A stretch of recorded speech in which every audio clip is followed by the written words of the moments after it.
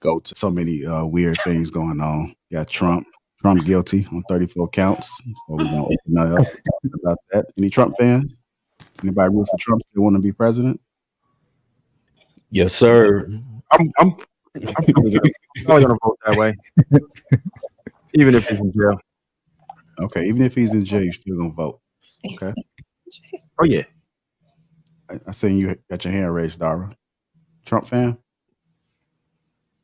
Yeah, I like the dude. He's straight, no filter. I like to know what's really going on in the mind of the man that's overseeing this. Okay. What about you, Precious? I can't say that. I'm a fan. I just vote policy. Forget the people. I don't. It's like the lesser of the evils, to be honest. I don't really like most politicians, but what I do, I worry about what works best for me. I don't feel like driving an electric car ever. I don't want that to be a mandate. I like the fact that I can arm myself even in New Jersey right now. Right? I'm not a fan of taxes. Yeah, he definitely big on trying to take away people 2A rights. Yeah, I ain't with that. I like freedoms. I enjoy my freedoms as an American, and I don't want to see them infringed upon. Like the bump stock? Oh yeah, we can't do nothing like that. Should have seen what I had to do to my AR. Yeah, even in Illinois, they made it so that they want to register your rifles,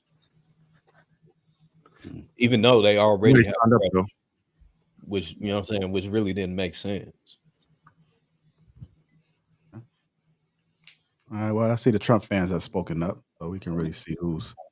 He said, "Who's repping?" Let's go ahead and open it up, man. Trump has been found guilty on 34 counts. 34 counts. I was watching a little bit of the coverage earlier, and what they did was they had to poll the jurors, and they polled the jurors just in case something came up. Let's just say one person was on the fence about it, and then the other people came in and just basically tried to bully them into voting. So that wasn't the case here. All 34, all jurors voted guilty on all 34 counts. Trump did have something to say directly after that. He had a tweet, and he also had a video. So I'm going to play this video, and I'm going to cover some of the tweets. And a lot of people had a lot to say about it. So I'm also going to highlight some of those points as well. But this is what Trump said. Grace, this was a rigged trial by a conflicted judge who was corrupt. It's a rigged trial, a disgrace. They wouldn't give us a venue change. We were at 5% or 6% in this district, in this area. This was a rigged, disgraceful trial. The real verdict is going to be November 5th by the people. And they know what happened here, and everybody knows what happened here. You have a Soros-backed DA, and the whole thing, we didn't do a thing wrong. I'm a very innocent man, and it's okay. I'm fighting for our country. I'm fighting for our Constitution. Our whole country is being rigged right now. This was done by the Biden administration in order to wound or hurt an opponent, a political opponent. And I think it's just a disgrace. And we'll keep fighting. We'll fight till the end, and we'll win, because our country's gone to hell. Well, clearly he blamed Biden. So, so clearly he blamed Biden, the administration, for everything that's been going wrong. He also mentioned that it was a disgrace. not for the case, but for America. He also had a couple tweets that came out and said, my civil rights have been totally violated with this highly political, unconstitutional, and election interfering witch hunt. Our failing nation is being laughed at all over the world. The jury instructions given by a highly conflicted Judge Juan Merchant were unfair, misleading, inaccurate, and unconstitutional. They were also very confusing, just what the judge wanted, because there was no crime. The jury instructions given by a highly conflicted Judge Juan Merchant were unfair. I don't know if I got that twice. I made a mistake. I'll have to find my secretary. Anyhow, Candace Owens spoke out as well, said, we just live in a banana republic, guys. Time to just accept that. Nothing is legitimate, not the media, our elections, or the courts. This guilty verdict doesn't shame Trump. It shames our country. Let's go ahead and open up the panel, man. How you guys feeling about this? If I'm not mistaken, I think he had to be guilty of all 34 of them. Do you think that the whole juror was just biased, or do you think he was guilty? And if he was guilty, then why are you guys still supporting him to be the president? I'm just curious. I mean, the charges, honestly, is really something that's not even, it's not even something that's truly relevant. Like people do stuff that's way worse. I feel like the whole thing with, because if you really paid attention to it, they bounced around so many different charges as to where they really tried to push to the forefront the whole thing with I think with Stormy Daniels or something, with the porn star or something like that. That was what they were really leading with. So me personally, I think that it's a smear campaign. It's a part of a smear campaign. We saw it all during his administration, and even with how the media was covering him, compared to how the media covers Biden and all of the wild and outlandish things that he says, do, the just the way that he, in my opinion, is tearing apart the country. So I think that is really just a smear campaign, in my opinion. But I don't think that it's truly going to affect people that support him. They did it in New York. New York is a blue state, so of course everybody gonna vote against it or to convict them. All right, go ahead, Closet Batty. What are your thoughts about it, man?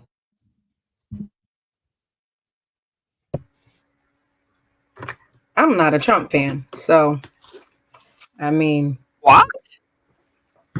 Yeah, that man crazy, and I mean that in the whole psychological sense, narcissistic as they come. Okay, so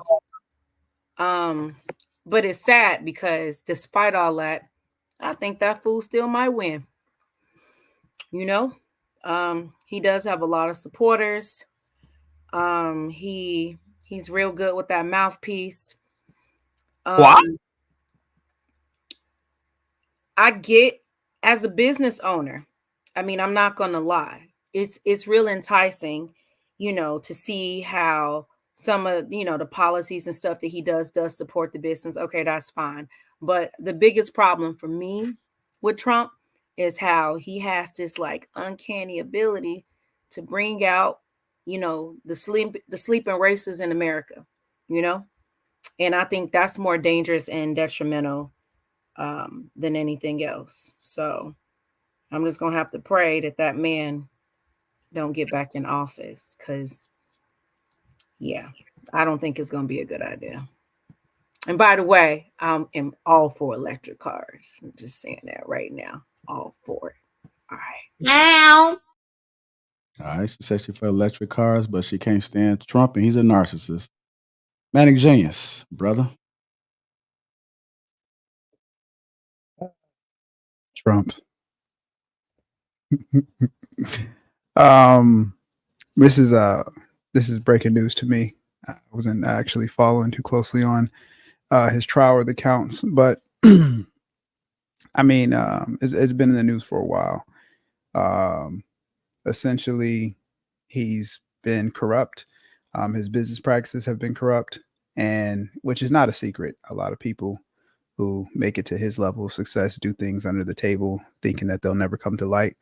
So that's not surprising. But I mean, I definitely agree to some extent. You know, he was definitely a bigger target, but I think that's anybody in the public eye when they do something wrong. And, you know, taking this outside of Trump, you can just look at what they did to Michael Vick. It's like a statement has to be made, you know, when somebody's such a huge public figure. And it's unfortunate for everybody. You know, if he would have never ran or never won, he could have just continued to do his shady business practices in the dark. And his family's legacy just would have been what it is. But I definitely second what Closet Batty was saying. He does have an uncanny ability to bring out the closet racist within the country. So just on that point alone, I think it's detrimental to how we operate in equal society. I appreciate that. The real Precious. What are your thoughts about this, man? You a Trump fan? I don't like Trump too. I think that he does he does things that make people laugh at us, and he gets away with it. And so when you have someone like that in office or running for office, what can you do but sit back and watch the foolery? So he was guilty for covering up that he paid off a prostitute. Is that what's going on here with him? A lot of the charges were centered around that. And that's breaking news. That's what he's guilty of. Basically, it looked like it's a lot of like invoices and check stubs and shit that, you know, it's like what are we here for? In my opinion. Yeah, he still will be president. So it was 11 counts related to invoices from Michael Cohen, 11 counts related to checks, and 12 counts related to ledger entries. Yeah, who in business isn't doing something, you know what I'm saying, somewhat under the table or whatever the case may be, like on just being 100. And to think that Joe Biden is not doing the same thing, any politician, to think any politician in the game is not doing the same exact thing that they're bringing to the table for Trump, you're being delusional. I mean, his counts were a little bit more specific. Falsifying business records to conceal hush money. That's like 17 charges alone. So I wouldn't say Biden's doing anything like that. I guarantee you, even his son, there was a lot that was going on with his son that they just swept underneath the rug. Just so happened, I personally, and this might be going into another conversation. Wait, but didn't they investigate that? Oh, it's like I'm not sure if Precious was finished, so let's let my bad. And then we'll come back around. Honestly, it's like Viz was saying, there's always corruption when you're dealing with politics. So what we see on the TV screens is not even probably a percentage of what's going on behind the scenes. So I think Trump is going to be president, and I think this is just a highlight on his run for presidency. I think he has strong supporters who really want him back in office to make America great again financially. And so I don't think that, you know, this is something that is going to make him look bad. I mean, it's Trump. You know, didn't he have what, The Apprentice? I just, you know, I don't know. I think Trump just puts on a show. That's when I think of Trump, I think of a show. I think of, you know, just little things he pulls out his hat to just make himself visible and relevant. So it doesn't surprise me. All right. Go ahead. Go ahead, Dara. I'm gonna go to you, man. What are your thoughts about all of this? I mean, it's just a game. I think he's just guilty because he didn't do a good job like any other president of keeping his shit hidden. I'm with whoever said all presidents or whatever. What the hell? I just looked at the screen. How the hell? JR and Trev, but all right, cool. Pause. They they one of them photo booths at a carnival. Yeah, but I think it's just a matter of if you're gonna, break the law or do dirt, you just got to make sure that nobody knows.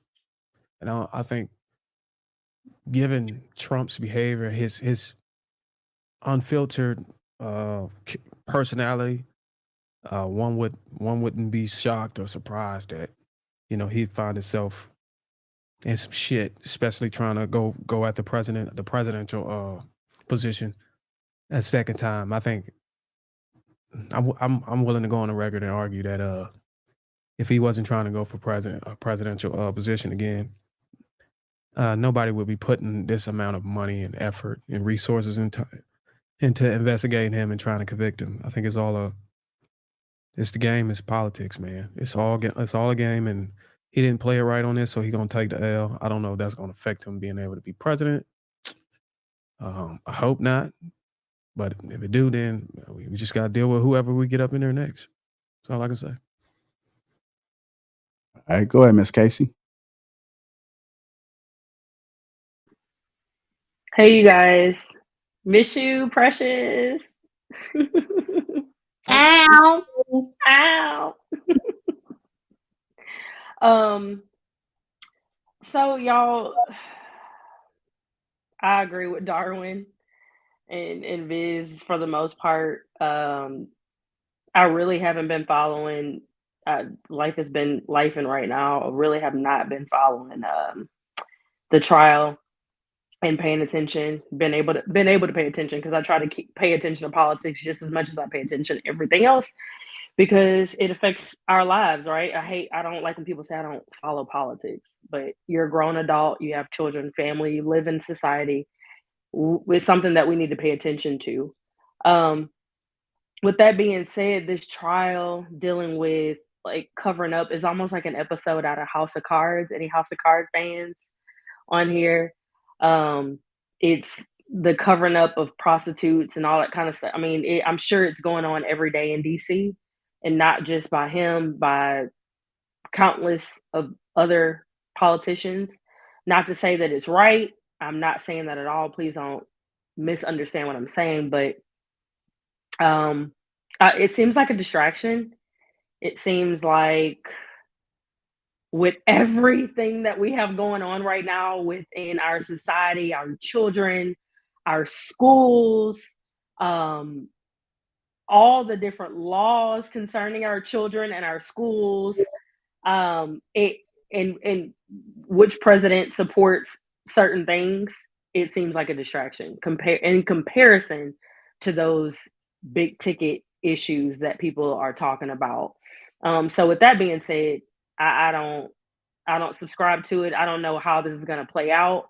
I know people are going to ride for him regardless. I will say, watching Biden yesterday or 2 days ago, a couple clips from a rally, I felt disgusted and I felt embarrassed that was our president speaking to people. I felt embarrassed that there is a camera on him. I felt that if that was any of our grandfathers or great uncles, we would move the camera, because it's obvious that he's not well. It's obvious that he's not in the state to be barely representing himself. So how is he representing the United States of America? And people try to skim over that.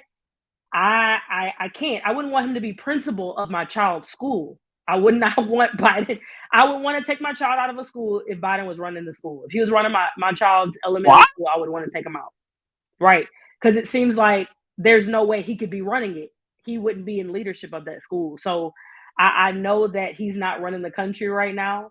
I don't know what kind of drugs they have him on to be able to read the teleprompters, because it didn't seem like he was in his right mind. It seemed like he was reading something that was rehearsed, but his brain didn't fully connect emotionally to the words that was coming out of his mouth.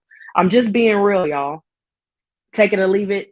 I'm a realist. I don't switch up on this panel. I call things for what I feel and what I see it to be. And Biden comparison to, you can go all the way back. People say the crime bill, you don't want to bring it up. That's fine. All of who Biden has been and who he is, it's a lot of people involved with what we're presented with. And a lot of things that the Democratic Party represents in 2024, I don't agree with for my family, for my community, for the language that's presented to me as an African American. I don't subscribe to that type of language. If you Black, all of that kind of stuff, I don't subscribe to anybody talking to me like that. So yes, Trump may be a clown, he may be a narcissist, but Biden is a grandfather that it's like, hey, y'all, it's time to put him in a home. It's that kind of conversation. And I hate to be just so harsh about it, but those are the two things that we're dealing with. So pick one. All right, Casey, dropping the hammer. Go ahead, Vit. I see you got a finger up, man. Yeah, no, Casey was cooking. She everything that she said is 100. And Buddy is a full-blown racist. Like if you legitimately go back and listen to the things that he said throughout his career, this man is a full-blown racist. But the media covers that up and they portray Trump as being a racist when they can't pull up anything that he necessarily said that was racist. You know what I'm saying? Biden is not the Biden that we had in 2008 with Obama. This is not racist then. Well, what I'm saying is even just cognitively, right? For he's sure, he's not there. So how can I look at somebody, whether I even agree with their points or not? I don't believe that he's no longer even a figurehead to me, because at this point he's probably on some, like I said, some type of super drugs to get out there and make it for the moment on camera. But then when he's not hyped up on whatever he's on, then he's like nodding off, or he's talking about people who've passed, or he's going to shake people's hands after they walked off. Like, everybody is seeing this, but then the left doesn't want to talk about it, and people just skimming over it like it doesn't exist, and we're letting other people talk for him, and the ideologies of the left represent him.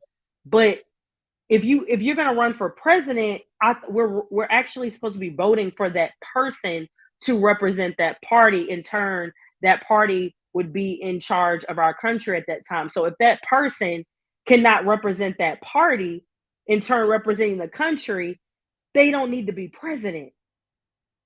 That's all I'm saying. All right.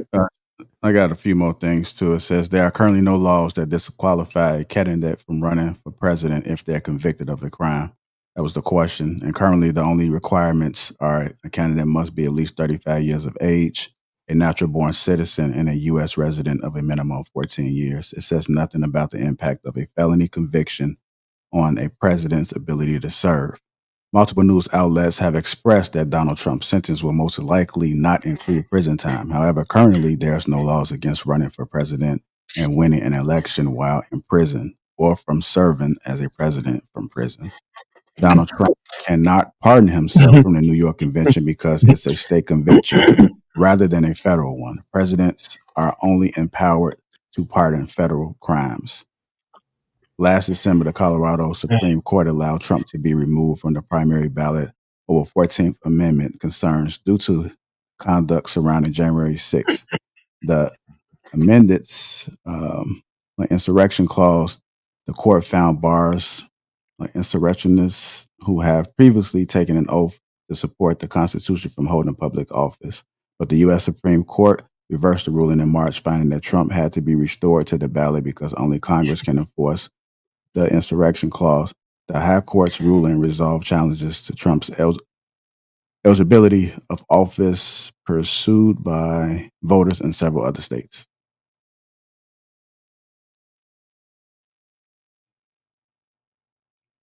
You want to say something, Precious? Was there a part where he could be president from jail? Did I hear that right? I heard that too. That's true. Yeah, he can definitely do that. Well, People are making whole Definitely. albums in jail now, so I you guess learn He's something new not every going day. to third degree felon. It's not. It's nothing. It's nothing that serious. But what I wanted to say was the one thing that I would say was kind of crazy is he probably should not have gone at the judge and call him corrupt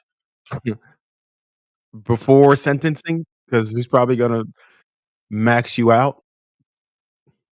So that I think that was careless. So at his point, that's just something only Trump would do. But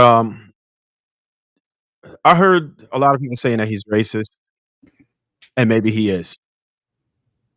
But I feel like most of us are to some degree, right? And we certainly have to agree that Biden is absolutely racist, right? I don't think that just goes away. It's been proven. We've got the videos. Casey pointed out the '94 crime bill, which he spearheaded. He was on board with that whole super predators business. His own running mate called him out for busing. I don't know if y'all remember that when they were having that last campaign, they were doing their debates. His own running mate called him out for that. So we can't do that. We got to understand what we're looking at. And whoever you're going to vote for, don't vote based on personality. That's silly. Vote policy. Whatever you're going to do, whatever it is that whatever works for your pocketbook, whatever works for your family, you go ahead and do that. Right? At this point, it's the lesser of the evils. I wouldn't have picked either of them, honestly, but this is what we have. You got A or B, and you just have to understand what works for you.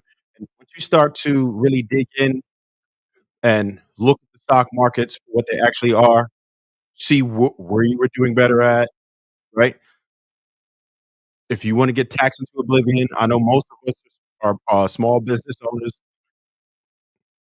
We don't want the controls. We don't want the censorship. The reason why we talk and have all these damn code words on YouTube is because of the left. They're the ones with the censorship. Absolutely. You have to take that into consideration.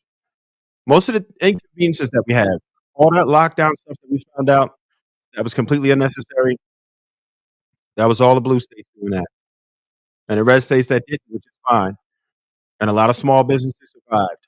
A lot of families did well. A lot of children weren't pulled out of school.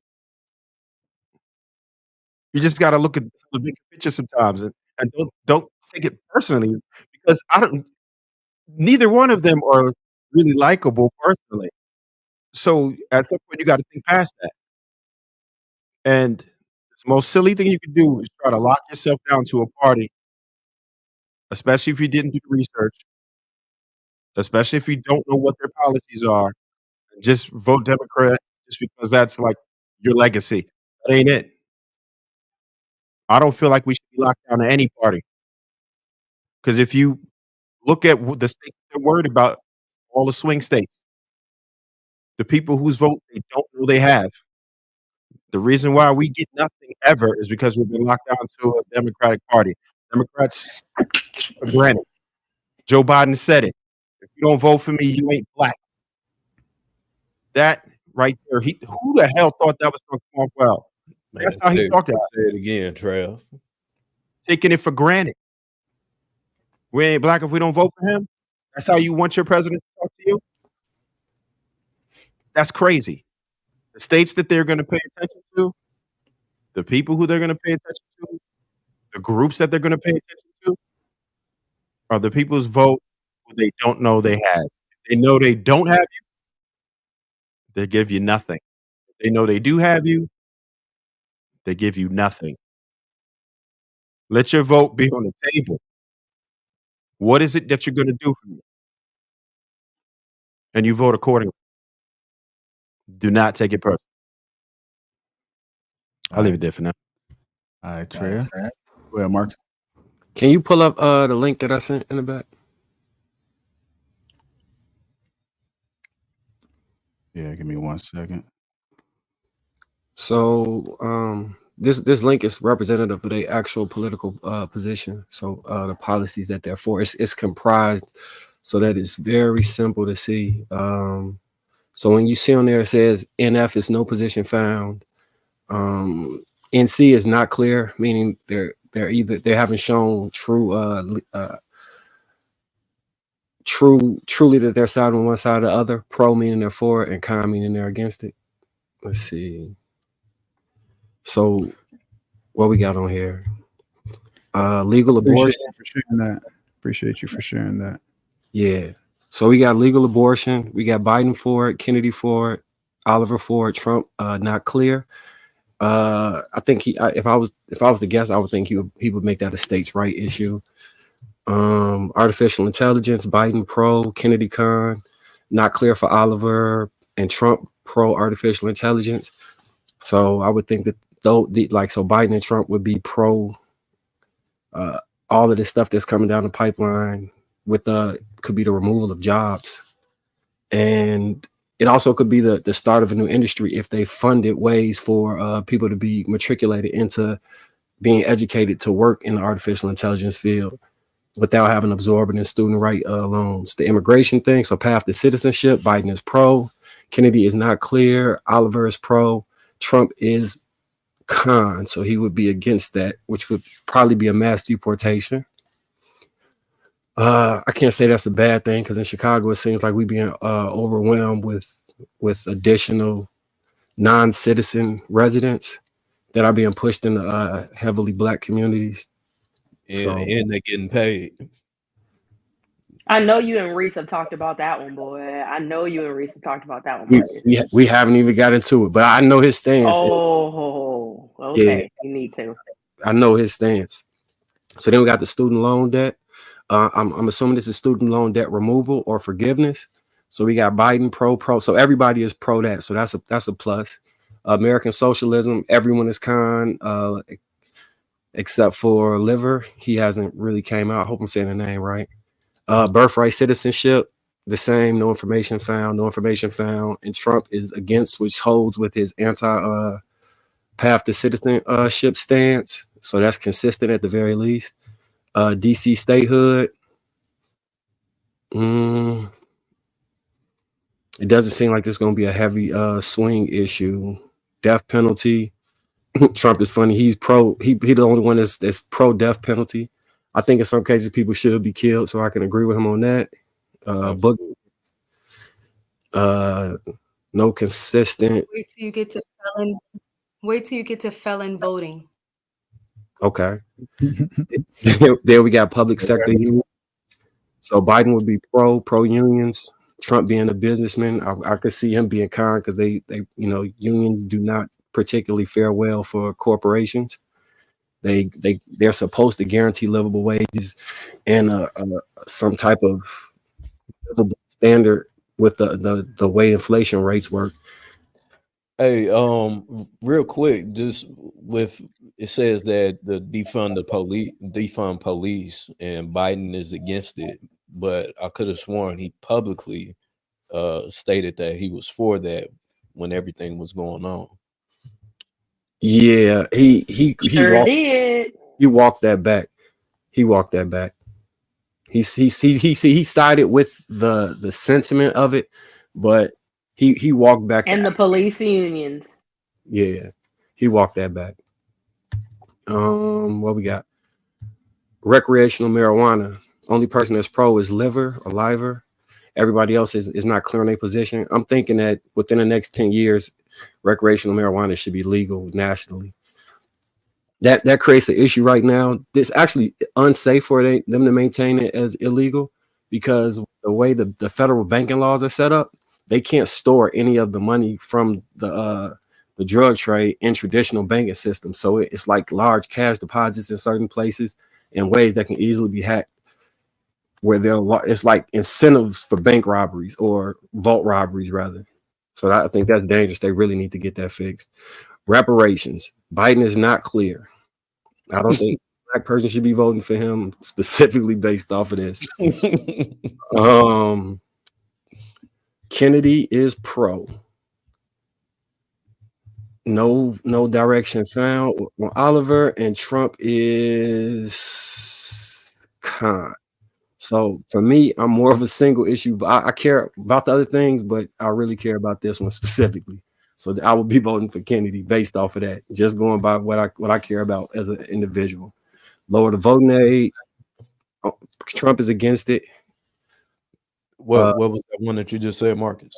Lower voting age. So I'm guessing they want to lower it from. Well, no, I'm talking about before that you reparations. said. Reparations. Oh. Yeah. The only one that's pro is Kennedy.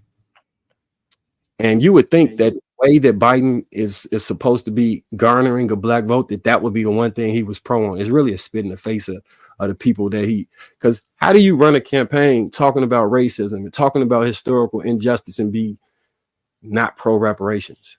If that's something that you hanging your hat on, that's crazy. It's actually really disrespectful when you think about it. And he's went to 3 historically black colleges where they gave him a don't get me started on the Morehouse speech, like honorary doctorate.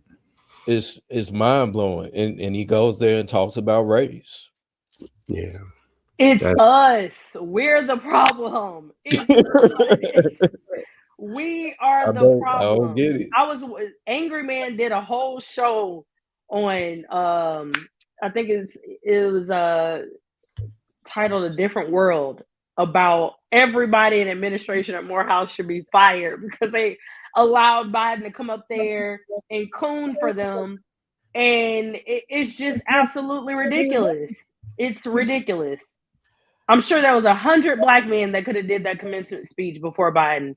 And it was like, oh, in the comments saying, oh, but he's the president. And your point is? Yeah, what I honestly believe happened in those situations is that they wrote them schools a check. They wrote them a check. Hey, let's have Biden come out and do this speech, and we'll give y'all $500,000. Oh, for real? All right, bet. And motherfuckers went. Yeah. I mean, it's a perfect campaign opportunity. It's perfect, of course. Yeah, okay, so I'm gonna try to jump to some of probably the more hot topic things. So free college, I think locking people out of the ability to have a paywall behind having a more skilled job market or skilled economy or skilled class of people it's a misstep of the highest degree, because you have a lot of people sitting in limbo with failure to launch because they don't have the necessary skills. And a lot of people are afraid to go to college and incur like a large amount of debt and not know where that's going. And if they're going to be guaranteed a job or if they'll even be able to work in they major. Universal basic income. I don't think that if the AI thing pops, I think maybe in 20 years that may be a thing when they figure out how to like feed and house everyone. But right now, I don't think that's going to be an issue. Private prisons, minimum wage, border wall. Social media regulation. I think it says no information found, but I think Trump would definitely be for social media regulation, seeing how he's where his stance is on TikTok and how they were trying to push those things. Look who says for private prisons, though, too. You say what? Which private one? Prisons. Yeah, Trump is pro private prisons. Well, Biden definitely can't be with his history of that crime bill. Exactly. Yeah. I'm sure if somebody investigates deep enough, Biden has money in prisons. And you've all seen the show with Sanaa Lathan and how politicians that were representing themselves one way, like I'm a big thing of art imitating life. But on that show that got canceled, that was canceled. It was many politicians that had secret ties to private prisons behind the scenes. So yeah. I'm curious, how does everybody feel about private against, prisons? against regulation as far as social media.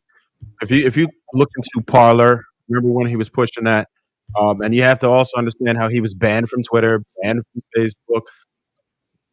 The freedom of speech is a big thing. I don't think that he would try to regulate the social media as much as it is right now by the left. Yeah, I was saying, how does everybody feel about private prisons? What's the general consensus? I'm against it. I'm against it. I'm against it too.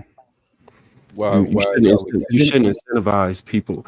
Like, so the way corporations work, if you create a demand, if you're creating a demand for prisons, then you're going to create a demand for people to be sentenced and pushed into those things. I think they sued some of the courtrooms and judges throughout the United States because they did not have enough criminals to fill that up. When you're forcing people to send people to jail, you're going to create over policing, even false charges that can come across the board. Or what's the alternative? What's the alternative to private? What's the opposite of private prisons? You can make it public, or you make it where now taxpayers, now you got to bear your taxes is going to be the one that's funding the industrial complex. If it's not private, if it's not ran by these private people, they own money. And if they make it to where it's not that, then now they probably gonna raise the taxes and take the money or what from us. And now we got to be the ones that got to look in the mirror like, damn, I'm paying taxes to put people in slavery, pretty much.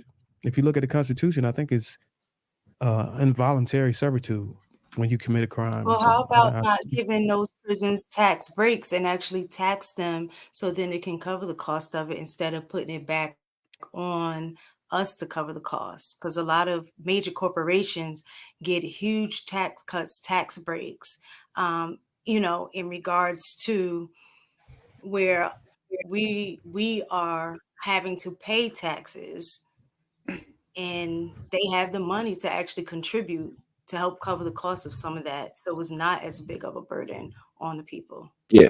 But Darwin, if you think about landlords, right? If you own property, you benefit the longer your residents live with you and your retention rate.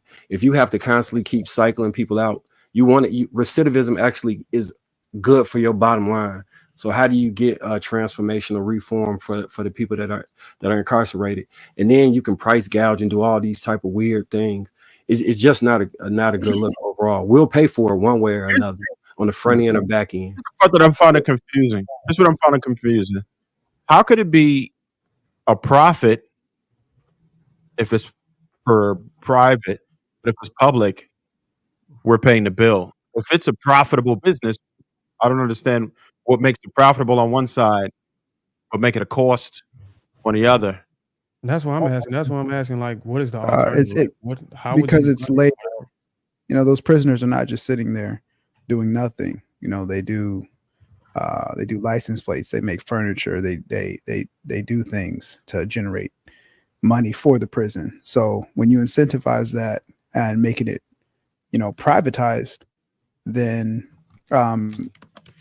back to Marcus's point, you're essentially, like I said, incentivizing people to stay there longer. More sentences. You're creating a demand because the supply will increase. I definitely understand that, and I'm familiar with what they do in there. But what I'm saying is, how is it profitable if it's private, but not profitable if it's public? Why can't they just do the same thing if they're building and they're making things, whatever? Why isn't they just can't do it in the public? So we're not footing the bill, or are we even footing the bill for that? Well, so I know a lot of the counties and a lot of the state prisons, like they're terrible. They're in horrible condition. I know there was one, I think in like Louisiana or something, where it was just like infested with rats, and people were getting diseases, and I know even in Illinois in Cook County, they had they had 8 people in a 3-man cell, you know what I'm saying, type of deal. And these are all publicly funded jail systems. So, and typically with the private jails, I mean, and not to glorify it or anything like that, but the majority of them are of course much nicer. They're more up to date, whatever. But again, not to glorify it, but they are It's not in better glorified. conditions.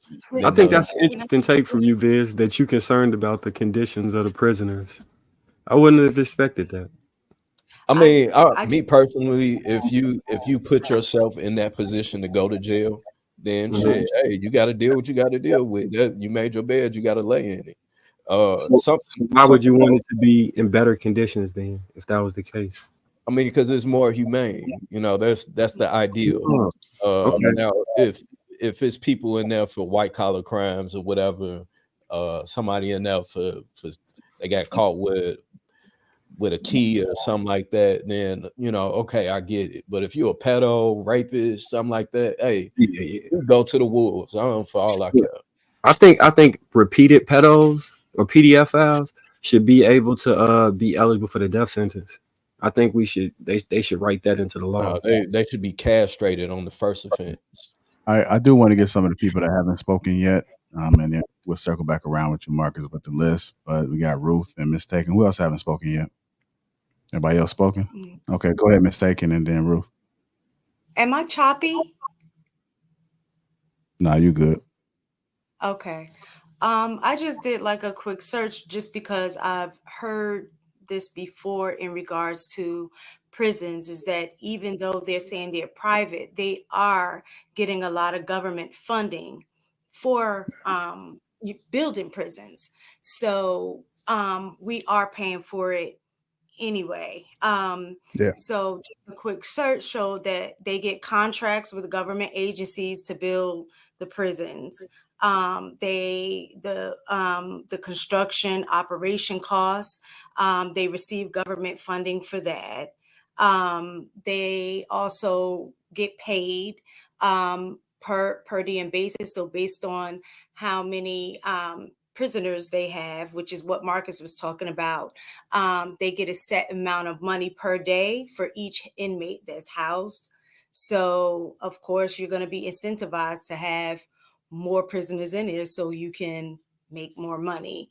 And then it was also saying that there are some performance-based payments where the contracts include incentives that private prisons can receive additional funding for meeting certain performance criteria.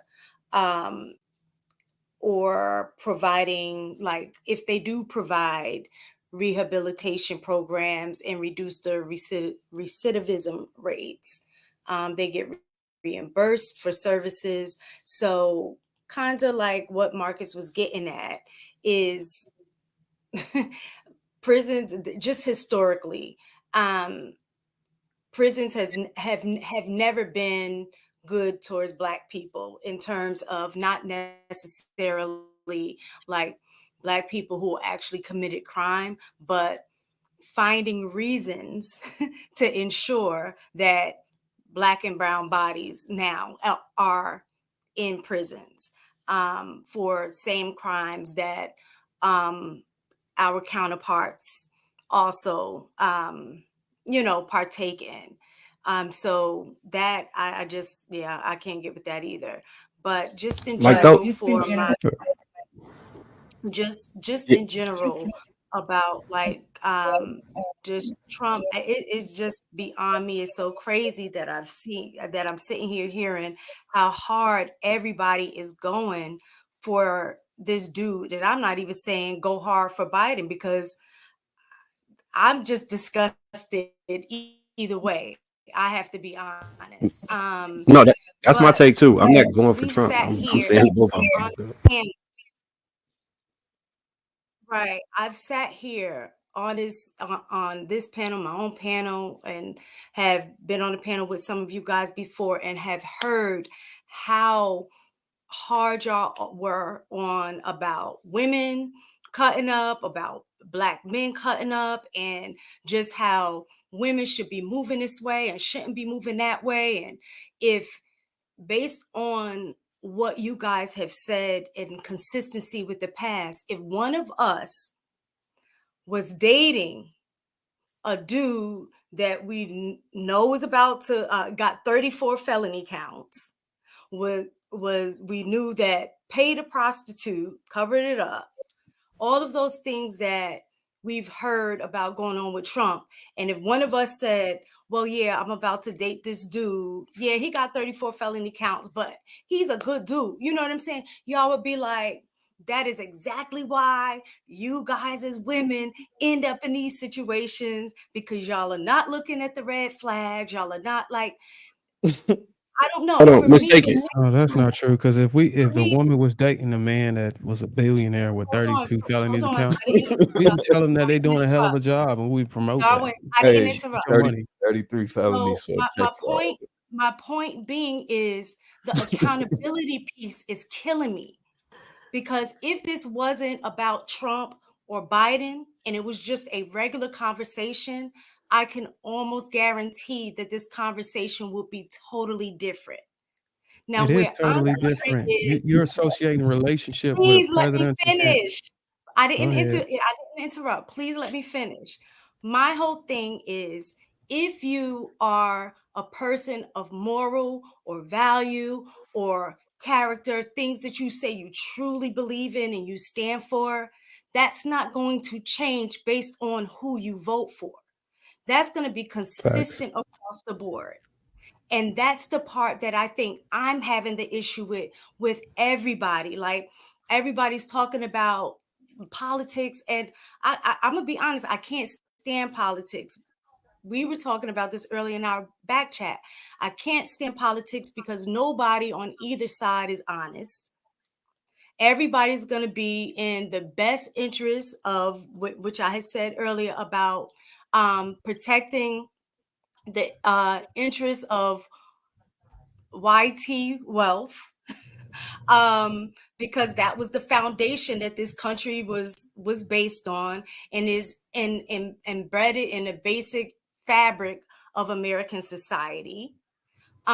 So we can't get away from it. So no matter if you vote Democrat or Republican, it's about the interests of the corporations that are actually, running the country, so to speak. And so for me, this whole idea, like, where everybody is just like, well, Trump is this, and yes, if he get locked up, I will still vote for him. If I take it off being a president and I was like, nah, that's my man, I know he getting locked up, but I'ma still marry him. Like, everybody would be like, yo, y'all are bugging. And so for me, I just can't deal with the hypocrisy of it all. And then especially when we're talking about community and things like that, and how we can better our community. I had said earlier in our own personal chat that I'm like, F both parties, and how can we as a collective, because right now we're stuck in just a two-party system. So whether we like whoever or not, we're forced to make a decision on people that we don't like, because that's all that's offered. But we do have the ability to create another party. And my thing is, if we are concerned about Black issues, Black policies that impact us, I don't understand why we as a collective aren't trying to get together and create a party where we are around, where there's some way that we can coalesce around some specific issues that we can agree on, because we're not a monolith, but some basic issues that we can agree on, create our own party so we can pull from both and be able to focus on some of those issues that are going to be a level of benefit to us. I'm not just saying only us, but we're not even trying to do that. We have the power to do that, to get Black and brown together to pull votes, but we're not, because we're okay with the cookie crumbs that are being given to us, while they're eating the cookie instead of us not being okay with the cookie crumbs and saying, let's see how we can get this cookie for ourselves as well. So I don't know. I'm just, it just beyond, it baffles me hearing the hypocrisy on one end because it's a president, but not carry that same energy when we're having these conversations about our daily lives and how we interact with each other. Maybe you I know didn't. you didn't direct it towards me. But maybe you didn't think that. I don't know how you got to that. But when we talk about relationships, we don't really associate how we judge and give context on relationship dynamics and compatibility across the board when it comes to presidential campaigns, running for office, or even changing a bicycle tire. Everything is totally different. And the reason why you're struggling with accountability is because you're trying to mesh those two things as if we have to look at it and apply our relationship principles and how we move in relationships and how we date, which is subjective to an individual on a level where it takes a mass of people to make a decision to put the best person for the job in office. It's totally two different contexts and totally two different worlds of conversation. So I think the reason why you're struggling is because you don't have the emotional intelligence to separate the two niches or categories of conversation from each other. So I think any woman listening, if you think because we're saying vote for Trump, we also say date a single mom with 4 baby daddies, and I think you really need to just take a step back, hold your head up, and take a deep breath and think. Like it's totally. Do you think your values change? That's the whole point of a value. If a value or characteristics, they don't change based on the situation. That's what remains constant. Every situation has a different context. I doubled down on my values in this conversation. I doubled down on my values. If I don't like a liar, I'm not going to be okay with choosing. That's why I said, for me, I'm just not comfortable voting for either. But that does more harm than help, though. Like that's the problem. The matter is that on my end, I don't like what either party. There's an extremes. Now, there's some aspects of the Republican agenda that I am in alignment with. There are some aspects of the Democratic Party that I'm in alignment with. But you want everything to be perfect, so you can pick.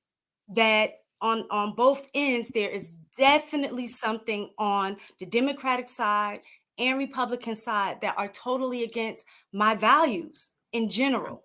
So you choose the best option. That's where I'm stuck at. And I'm glad you stated that. You choose the best option, and that's the way you can relate it to the relationship context. And when we talk about choosing the best option in relationships, if you had to choose between Biden and Trump as to be your husband, well, who would you pick? I'm not the like in my mindset. That's where I'm at right now. I'm going to exercise my right to vote, but your mindset. If we was to juxtapose it to the relationship context, would be to die alone if you don't pick a president. That's the parallel to the context of when we have conversations about relationship. And we're just saying, hey, look, pick the best option for you. And not voting, man. That's so detrimental to what I wasn't going to vote. I didn't say that. You did say you still did say that. Or if there's another option, I can choose that other option. But that other option won't even be. It wouldn't even matter. Like that's the thing. Like I hear what you're saying as far as with we should come together and create a party of ourselves. And I'm pretty sure that there is. I want to say the Black Panthers even have a party. I don't know how political they are, but there are parties out there. There's numerous independent parties out there. I think Kanye West ran, didn't he? A couple years ago or something. Kanye West would have been the other option. Kanye West considered running, and Black people was like, "Oh hell no, I ain't voting for him." So we can't even come together with that. But the fact is that the percentage there, it could be for the presidential term, the percentage could be 51% Republican. Trump will be up 51%. Biden would be 44%, and then the rest of the percentage will be split between whatever independent party. Whatever left. Not to mention Viz, It'd be like even though we have conversations about relationship, we're disjointed on a lot of those contexts. We barely agree on the panels for her to say that she's surprised that we don't scrutinize the president. Like, we all over the place on a lot of the relationship issues when we had those conversations. So what makes you think we will be kind of disjointed in politics? All right, hold tight, you guys. I'm not sure if Ruth spoke yet. I seen Precious want to get in there. Let's make sure we sharing the mic. Well, we can't hear you, Ruth. You might got to go back out and come back in. Working still. Yeah, it's still not working. We can't hear you.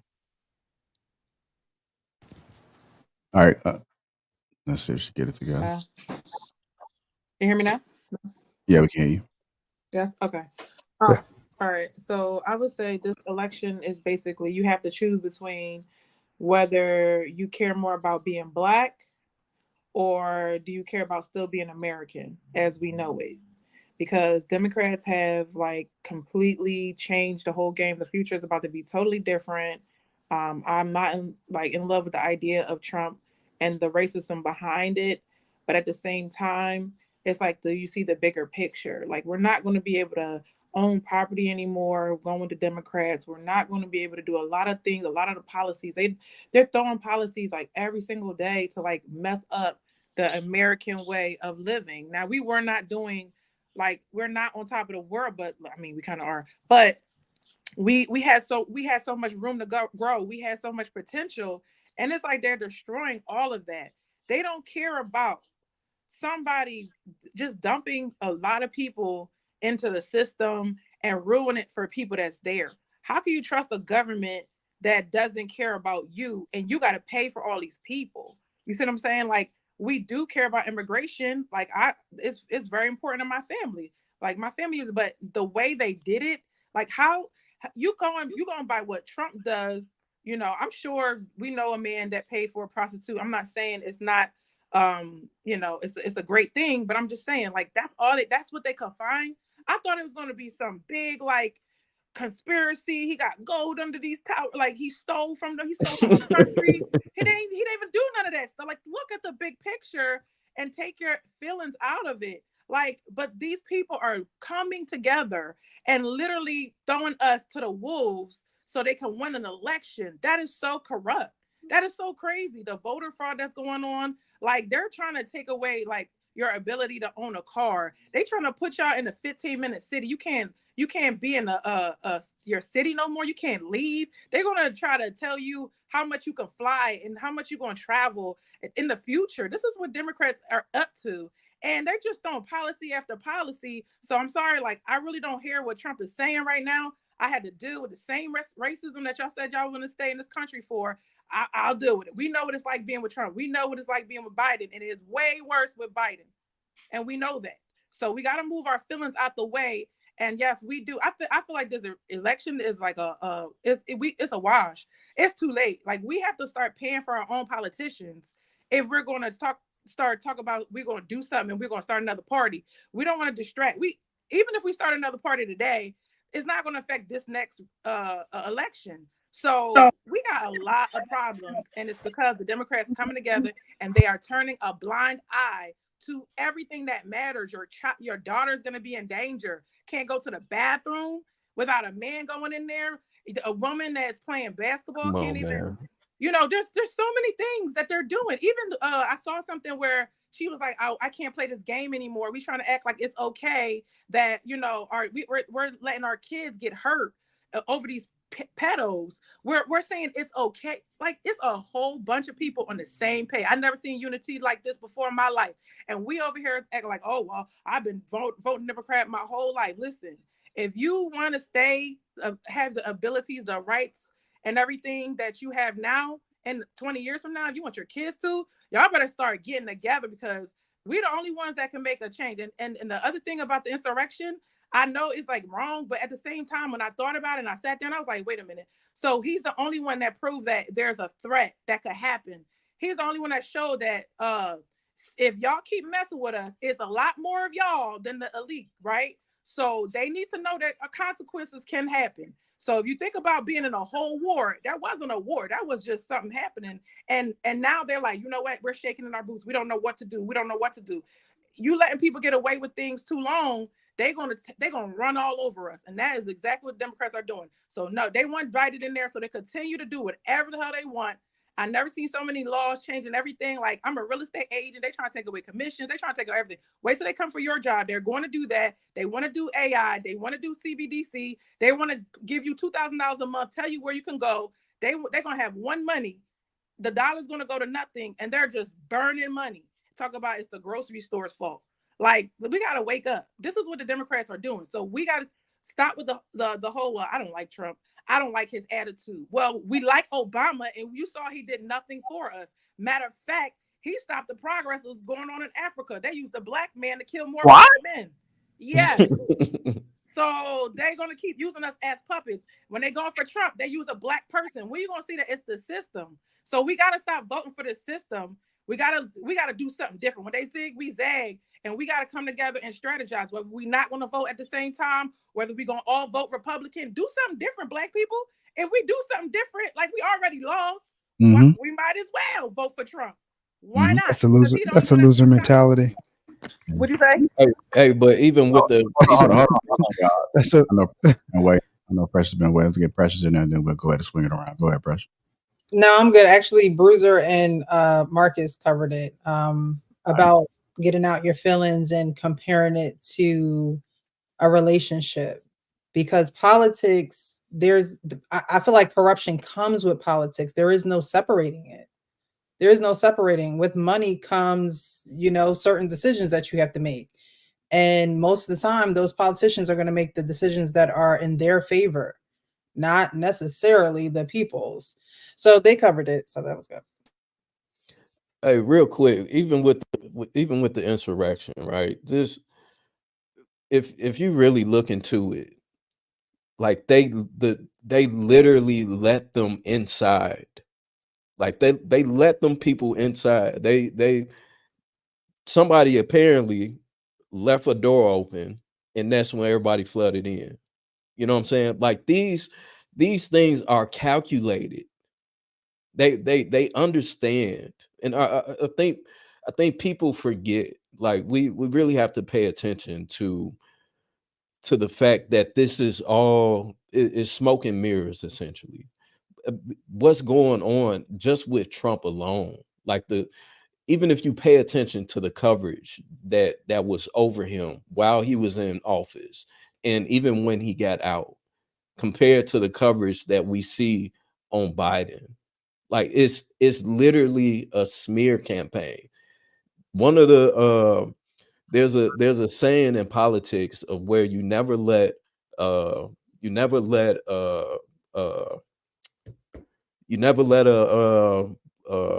fuck. Come on. You never let something go without utilizing it. So they saw an opening to where, okay, we can use this as leverage to use against him. You know what I'm saying? The saying is, you never let a good tragedy go to waste. Right. Crisis, something like that. Right. You never let a good crisis go to waste. I had a brain fart. This is something that's real in politics. Like we have to pay attention to what is truly going on and what it is that the media is pushing out. If we can sit here and say, as Black people, that the media plays into certain roles and certain agendas and certain ways that they want people to look at us, what makes you think that they don't do that with everybody else? Like we legitimately have to start using our brains and take our emotions out of these decisions that we're making, because it's truly affecting us. It's affecting us. It's affecting our families. It's affecting the generations to come. Like, just like Ruth said, like his administration alone has literally okayed for grown men to be in the bathrooms with our women and children. Like, how is that okay? And we gonna continue to vote for it? Like, that's mind blowing to me. But So I just want to redirect. I think that we should go that if anybody is serious about these issues should go and actually look at the pro cons and not founds or the positions that we're talking about. Because Ruth, I've some of the stuff you were saying, I've never seen anybody specifically have a policy store, any of those things. If you have, then you can send me the information. I'll look over it. But a lot of that stuff, I've never seen it. But if we can go through line items, then you know what I'm saying, I'll be glad to discuss any of those line items. Everybody just do your own research and look through it. Don't take any of our words for anything. Please look into these issues yourself and understand that your local elections are probably the most important thing you can have. Absolutely. Absolutely. Facts. Yeah. Oh, and one thing, I am curious to see if Trump feels like how black men traditionally felt in the legal system with how they just, because they did kind of railroad him.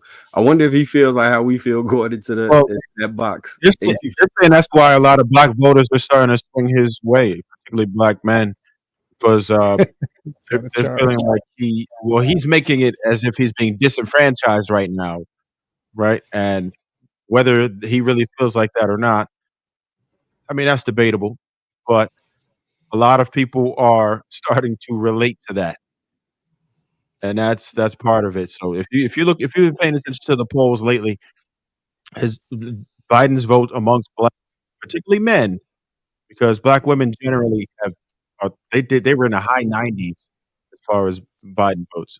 So, but the men, some women now too are moving, but mostly men are like black men are like, the hell with that. I'm not doing this. They haven't done anything for me. Maybe this Trump, is karma. Trump knows how to be the black Back to man. Trump regarding the Central Park boys that went to jail, that he helped railroad. He helped railroad into jail. Sometimes that's what karma does. Trump finally knows what it's like to be a black man. I wonder why. I don't know if anybody else is shocked, but don't y'all find it like surprising that we already know that we as a people, I think somebody stated earlier something about black people need to have this and we need to do this together and make sure we go for the same president. We can't even live in the same household together as a black man and a black woman.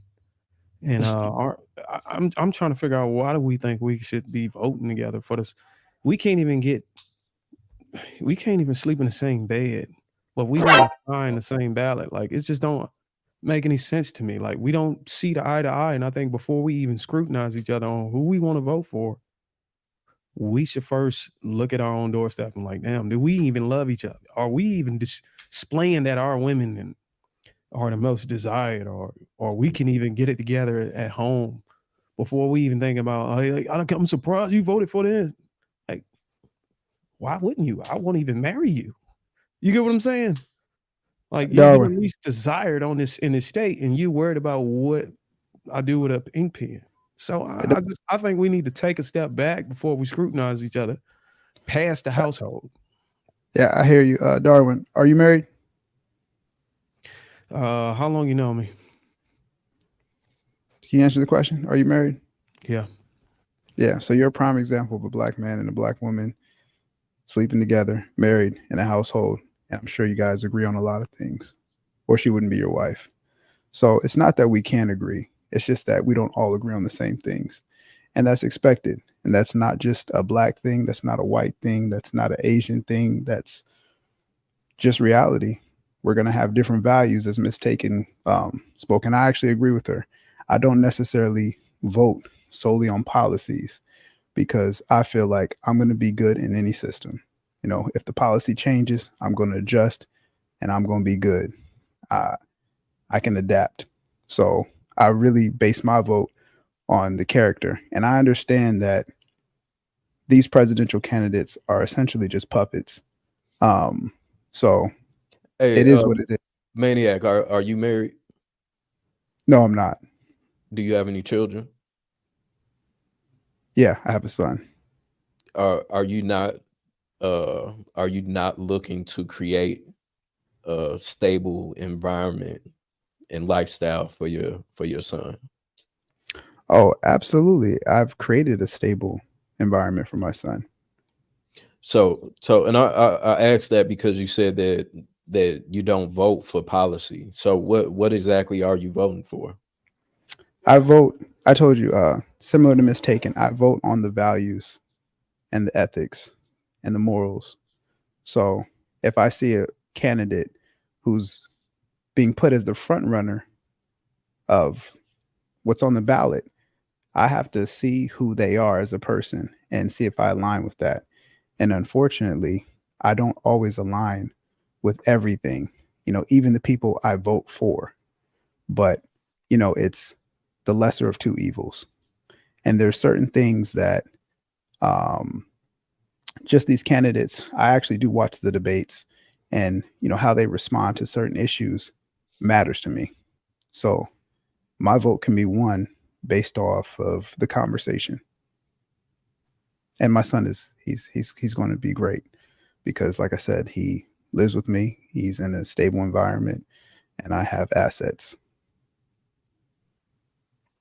So you feel like it's more important for the person, the candidate personally and their values more than the candidate's policies, which actually promote degeneracy for the masses? I said the value system. So, I mean, if I honestly align more with conservatism, that's just where I'm at with things. I'm not a fan of, constantly changing things and the whole LGBTQY community, whatever that acronym is. So, And that's yeah. why I asked that, because you would be voting for that. And that's that's where Viz was talking about with the children, because the stable environment, right? Where, a grown man can't walk into the bathroom with your son, and grown men can't compete with your daughter on track, right? A That type grown man of can't walk into a Yeah, bathroom. even recently, as of recently, it's really underneath a lot of the blue states. We see people getting locked up, people that commit crimes, be it rape, aggravated robbery, whatever the case may be, pedos. They'll have them. They're basically doing the catch and grabs. They'll get them, send them back out into the community, and then they reoffend. Like, we see this often. So, and they're doing this behind the policies that's being set forth, much rather than keeping those people in. So now we're creating an unstable and dangerous environment for the people that we're supposed to protect, cherish, love, so on and so forth. And with these policies that they're passing, we're literally creating these unstable and unsafe environments, and we're just supposed to just deal with it. And I feel like that's going to create a ripple effect that we at one point won't be able to fix. You know what I'm saying? It won't be any coming back from it. And I think that's a huge problem.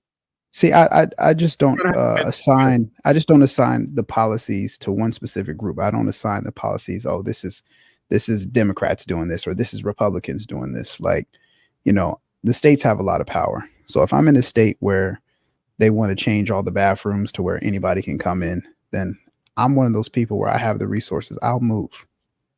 My job won't change. I work remotely. Like, I don't have to come in. So, I mean, I know not everybody has that luxury, but I've worked very hard to make sure that I do. I think everybody was thinking about their kids having to go in those bathrooms. Yeah, that's what I'm saying. I'll move. I'll go to a state. Man, you're not gonna pull your kid out of school where they have a friend, where they have friends, they're in sports, they're vested in their own community within friendships. Like, you're not gonna move 4 and 5 times every time the president changes. And you're not gonna want that's not being a stable parent, to be moving your child from state to state the I, state I believe as I they grow believe you older. will. Yeah, well, I'm saying, I didn't say that he wouldn't do it. I said that's not conducive to a good childhood. That's not a stable childhood, and that's not what you would want to subject your child to based well, on you just saying, "Oh, I have the means and the resources." Everybody on here, I'm sure, is able to make decisions for their life at different levels. You know, that's neither here nor there. I think what we're saying is there's a lot of policies that Democrats on the federal level and the state level agree on. They all agree on major, huge, hot topic issues. We cannot sit here and talk like the I president is agree. not in line with our state, all these state issues, whether it's abortion, like Marcus just read off, whether it's uh Black Lives Matter and Black people being concerned whether drag queens could come and read, and we need to fight, and they shouldn't be discriminated against. Why are you worrying about fighting for drag queens to come into your child's school to read if your child can't read? Or if the neighborhood you live in, the children around you can't read in ninth grade or at 10th grade, or they're reading in a third grade level. I think us as a whole, like, we get in this whole emotional, oh, we want to love everybody and everyone should be treated kindly. But when it comes down to it, we need to be concerned, like you said, with our families, our children, and what our children are going to be exposed to. We can have all the means in the world, but our child still has to go out into the world and live their life at some point, right? Like, Whether you pay $40,000 for a private school, they're still going to be in a private school with other children that are being raised in other households outside of you, right? And then once they get Absolutely. out of school, they're then going to go to a university or a college or start their own business or go backpacking in another country. Whatever that child is going to do after school, they're going to have to do that on their own at some point, right? So I think Absolutely. we have to all come to the agreement that what we are okay with each and every day, not all this emotional stuff, like Marcus brought up in Chicago, they are flooding areas with immigrants, setting them up with banking cards, helping them get accounts, helping them get all kind of resources, bleeding Housing. bleeding those communities of people and resources that are already there that actually need those resources, but now there are 10,000 in this community, another 20,000 in this community. And guess what happens? They're also flooding those public schools. They're flooding the neighborhoods. So now you have a housing crisis, you have a food crisis, you have an education crisis, you got all of these things. But Black people, we're concerned about, oh, well, this Kennedy doesn't love everybody and he's being mean to the immigrants, or he's being mean to drag queens, and he's being mean. We gotta wake up, y'all. We have to No, wake up and understand what matters most. Casey, I agree with you. I agree. We definitely need to wake up, but I don't see it as like a community thing. We don't all need to band together and just do it this way, this one way, because I No, feel I like didn't say that. whenever, No, I didn't say that. I'm talking about but you, my point was, you said you don't vote on, you vote on the character of the person when yeah. you I really mean, I have take to I really take the focus policies on into what they're consideration for sure. okay. Yeah. That's why I said I listen to, when they get on the debate stage and how they respond to questions, because Whoa, did sometimes, Casey make Mac Jeans walk it back? sometimes, Damn. sometimes you can hear how people respond to questions, and I mean, somebody can have the perfect answer, but if they hesitate, they're looking away, they're reading from a teleprompter, then it just comes in as inauthentic. So I pay attention more to things like that. But no, I didn't walk anything back. I stayed consistent with. I said But Manning, I that judge could on the just be character. poor. That could be poor planning and poor PR and Oh yeah, poor for sure. campaign management. That could mean that they're a complete nerd. That doesn't take away. And I'm not talking about Trump. I'm talking about anybody. Them not having the gift of the gab like Obama doesn't mean that they wouldn't be a good candidate because they don't have all of this charismatic energy for the lights, camera, and action. Like, people can actually just be really about their business and not on the lights, camera, action, smoke show. Let me sell y'all a dream like a car salesman. You know what I'm saying? Yeah, no, I agree with you. But I think one of my original points was I look at whoever the Democrats put in front, whoever the Republicans put in front, it's a puppet at the end of the day. So whoever chooses the best puppet is probably gonna likely get my vote. That's fair. And Maniac, I to an extent, I do agree with you too. Final point. We got to move on to the next topic. Final point, Viz. Then we're gonna move on. Okay, Maniac, I do agree with you. With being able to just relocate, I do think that one of my sayings that I always say is that we can't save everybody, and everybody don't want to be saved. You know what I'm saying? So I agree with you to that extent, but at the same time, I understand the detriment that can cause, because now we're never together in one soul space, or even just being able to create a community of like-minded people. You know what I'm saying? Even with just being able to create a community where we have banking and grocery stores and blah blah blah, so on and so forth, of where it's all Black people. That may never happen. That may be a utopia, but I think that it's important for us to at least attempt to do that. And of course, how we do that is paying attention to the policies that's being put forward. Yeah, It was just one thing that was said about values. We're gonna be here all night. Values. But no, what I was going to say is that at some point you do have to look at the value aspect too, because value is going to drive what policies you're going to sign off on, what policies are going to be brought to Congress to get support. So values do matter. I'm not saying it's the only thing that matters, but that is a consideration. So if I know that you're a liar, if I know that you operate underhanded, if I know that you do all of these things, then my concern is going to be, what policies are you going to put forth? What are the devils are in the details. So what part of the policy that you may put up front for everybody to read and see, oh, this is great, but then the devils are in the details, and it may be some underlying other things that we don't see that may be impacted. That's all I'm saying, but we can move on, JR. I'm sorry. I accept your apology. Mistake. I thought it was like broken or something, but I just had to get it out. I understand. Guys, just tuning in. Welcome to Lapeef. Let's talk. Let's make sure we hit the like button. I'm hearing the likes are down. On that last topic, I did put a poll up, and I asked, are you still voting for him? 50%. It was 107 votes. 57% said yes, and 43% said no. I appreciate everybody that took the time to take that poll. And I don't know if you guys are familiar, at least in the Chicago area, but Larry started with a barbershop. He opened up some barber colleges around. He even has a program in Cook County jails for the people that serve time. They have an outlet to be able to make money. So they're cutting hair, learning, becoming licensed barbers. And then when they get out, they have something to do. But he's also rebuilding the barber college that he has on 103rd. And if I'm not mistaken, I think one of the things he was putting in there was a credit union. So there are people that are tapping in that are doing great things. And I brought him on King Talk probably about a couple years ago. Did a little interview with him. This was early on. Wrote a couple books. So he's doing some amazing things. So shout out to Larry.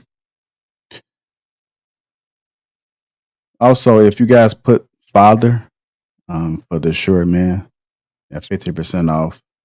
Just put in father, use that promo code, all capitalized, and go ahead and get your Father's Day gift. All right, time to transition.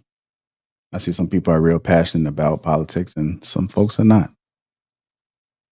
So, but we know who the people that was very passionate about. I know politics is one of those sensitive topics, just like that COVID talk. You know, believe it or not, me and HR was going back and forth for a second. I had to sit back and take a deep breath, because I really wasn't appreciating what I was hearing. But hey, did you got the jab, JR? Hell no. And then like when I be hearing people about, man, just I don't know why we keep getting sick, man. Everybody just keep getting out. First thing I want to say is, I tell your ass, you got that damn. I should keep my comments to myself, man, because it is such a sensitive topic, man. But anyway, moving on, man. Our next story we're going to talk about is the teacher that allegedly filmed the OnlyFans video. You guys familiar with that story? I'm gonna play a little bit of the clip. Somebody said no. Yeah, no. Okay. Anybody else? I Everybody? heard. I don't know. I haven't seen it. Heard. Okay. Well, I'm gonna go ahead and play a little bit of this clip. And we'll go ahead and get it cracking. Good morning. I'm Dr. Candace Matthews. I am the National Minister of Politics for the New Black Panther Nation, here standing with my chairman, Brother Cornel X. We're here in reference to an atrocity that has happened here at this elementary school that stands behind us by the name of Gray Elementary, that is in the school district of Lamar Consolidated ISD. We have a former music teacher that was here this school year when this shocking video has happened. This school teacher that was a music teacher taught several grade levels here in this school. We have shocking video of this music teacher doing porn videos in the music classroom, and also a second video of her doing this porn video in the school bathroom during school hours. So, and let's not leave out, she also had her school ID badge on. I called also to verify, was this teacher still employed here at this school? So it comes to find out that the teacher is no longer employed here, but not for this incident. The administration had no idea of the videos that was taking place here in this school. So what we are demanding that Lamar Consolidated ISD need to get with the Texas Education Agency to let them know about this atrocity of what has happened with this teacher, because this is how demented teachers go from one district to the next, jumping from district to district without, they can go and apply for a job and they have their teacher certification, they don't have a criminal record, but you over here doing explicit activities in an elementary school. That is unacceptable. So that's why we are calling this out. We are not going to sweep this under the rug. I did speak with administration here at the school district. They were not aware of that video, like I said. However, they did wanted to share with me, like I did let them know that I was going to bring this public. They did not want me, to bring it public because they did not want, the community to feel like they wasn't doing their job. But how can you not say that you're not doing your job because you didn't know anything about the video? Now that you know about the video, now we expect for you to do your job. We expect for you to go to the Texas Education Agency. We expect for you to put a block on this teacher so this teacher cannot go to another school and do this type of foolishness. This can be the same type of teacher that can touch a child. If you taking your clothes off, you're smacking your behind, you're flapping your breasts out and gyrating yourself in a classroom where students are during the school day, and you're doing this in the bathroom, that is unacceptable. So basically I'm gonna let Brother Cornel state his piece and then I'll close it out. Damn, now I want to see the video. I'm glad you didn't let him state his piece, because Lord knows he stated that Hey, piece. man, you should let him play, bro. He was finna go crazy. I want to give a little break. I know sometimes y'all be kind of like looking at us a little weird when we playing long videos, man. So I mean, I'm gonna play it. I'm gonna let a couple of people just chime in on that. Then I'll go ahead and see what Brother Cornel had to say. I know you guys are looking forward to the record. You don't have the video for more context? No, I did not search for the video. That I did catch a glimpse of the person. I did see the person tag, but I don't have the video. Is it Brianna Kopich? Is this her? No, I think it was like Adriana. Some started with A.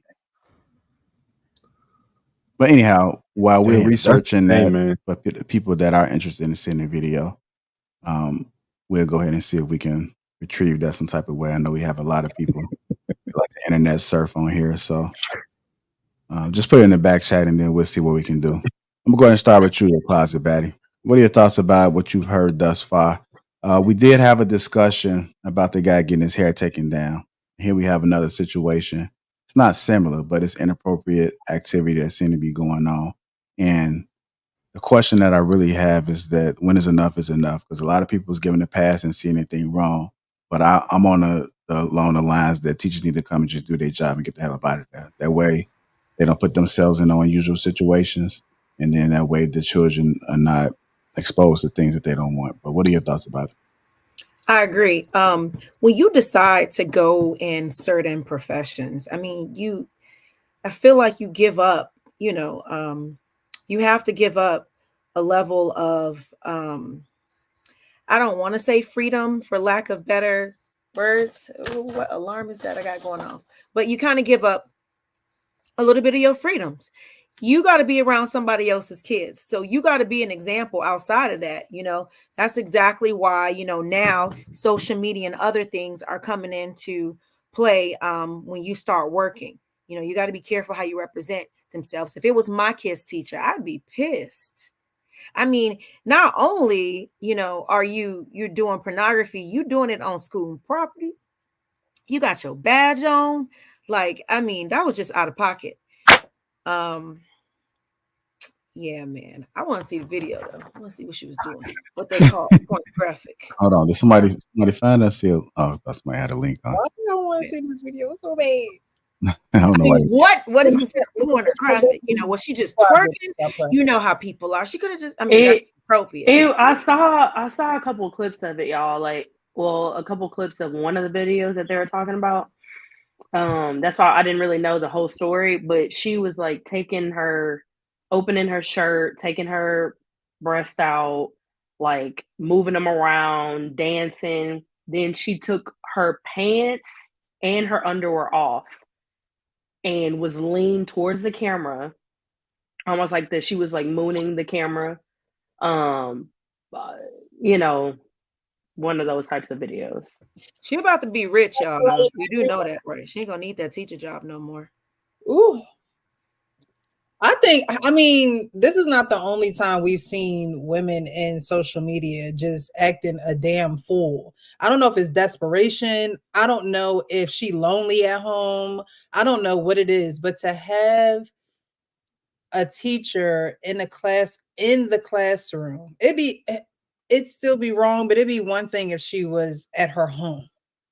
It'd be one thing if she was just like, "Oh, I'm a OnlyFans girl, and I just do this at home, and this is just my second income or whatever." Because there's a lot of those. But you in the classroom, and I think one of them she was in the bathroom as well. So you're on school grounds where you're supposed to be like he said, a respectful figure, someone that the parents trust when they actually drop their kids off or send them on the bus to get an education. Now your face is plastered all over in the internet for being a freak John.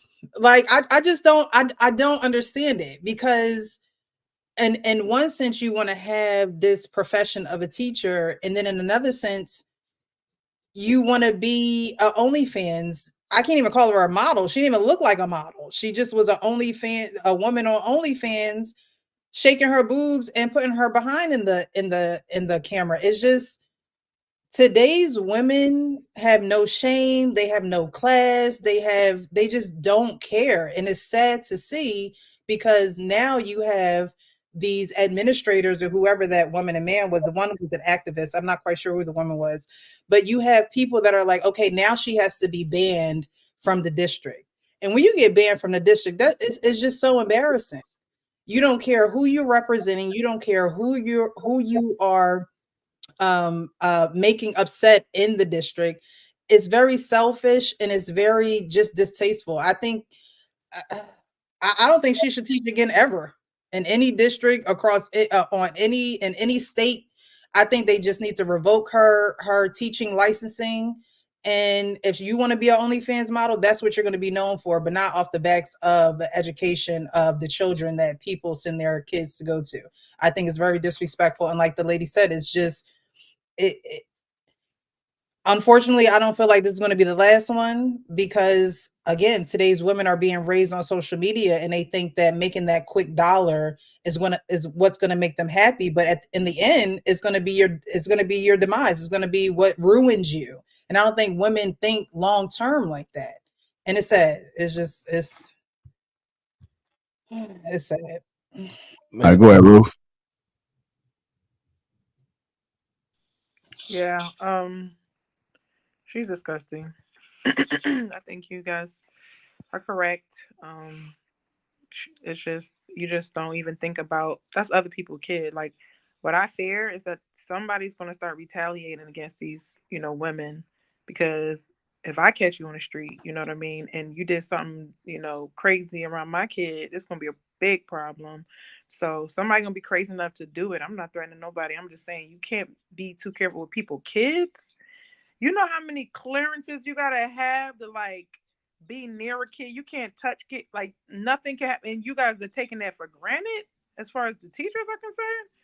You, like you said, she shouldn't have a job teaching ever again. They should have come up with a law where, I don't know why there isn't a law that if you get, certain things you do, you just can't work as a teacher anymore. Just quit. If it's not paying you well enough, just quit. But don't put other people. Don't use the background in the school, the taxpayers' money for your scene because you can't afford to prop up some desk or order some desk on Amazon. Don't put the kids in danger. And then it's like, as curious as you guys were, the real problem is if the kids hear about it, then they're going to look up what their teacher did. Now you unnecessarily expose the kids to something directly. It's one thing to see a stranger do it, but to see somebody respect and put in that position to do it, that can mess up a kid's mind. So it's just shame on other people. And like when you have your own kids, I hope somebody do it to you. All right, let me go ahead and just play a little bit more of this clip. Can I just say one thing? Yeah, go ahead. I mean, I'm probably gonna be the villain of the panel, but I mean, if she ain't break the law or no policies, she shit wrong with it. I mean, I think we all over the place. We okay with men putting wigs on and going to the same bathroom as girls, but a woman can't go bust it open in the bathroom. Damn, what we doing? She did break policy. She's a heavy set woman, so I don't know if that she has did anything to do break with it. policy. Now you got body positivity.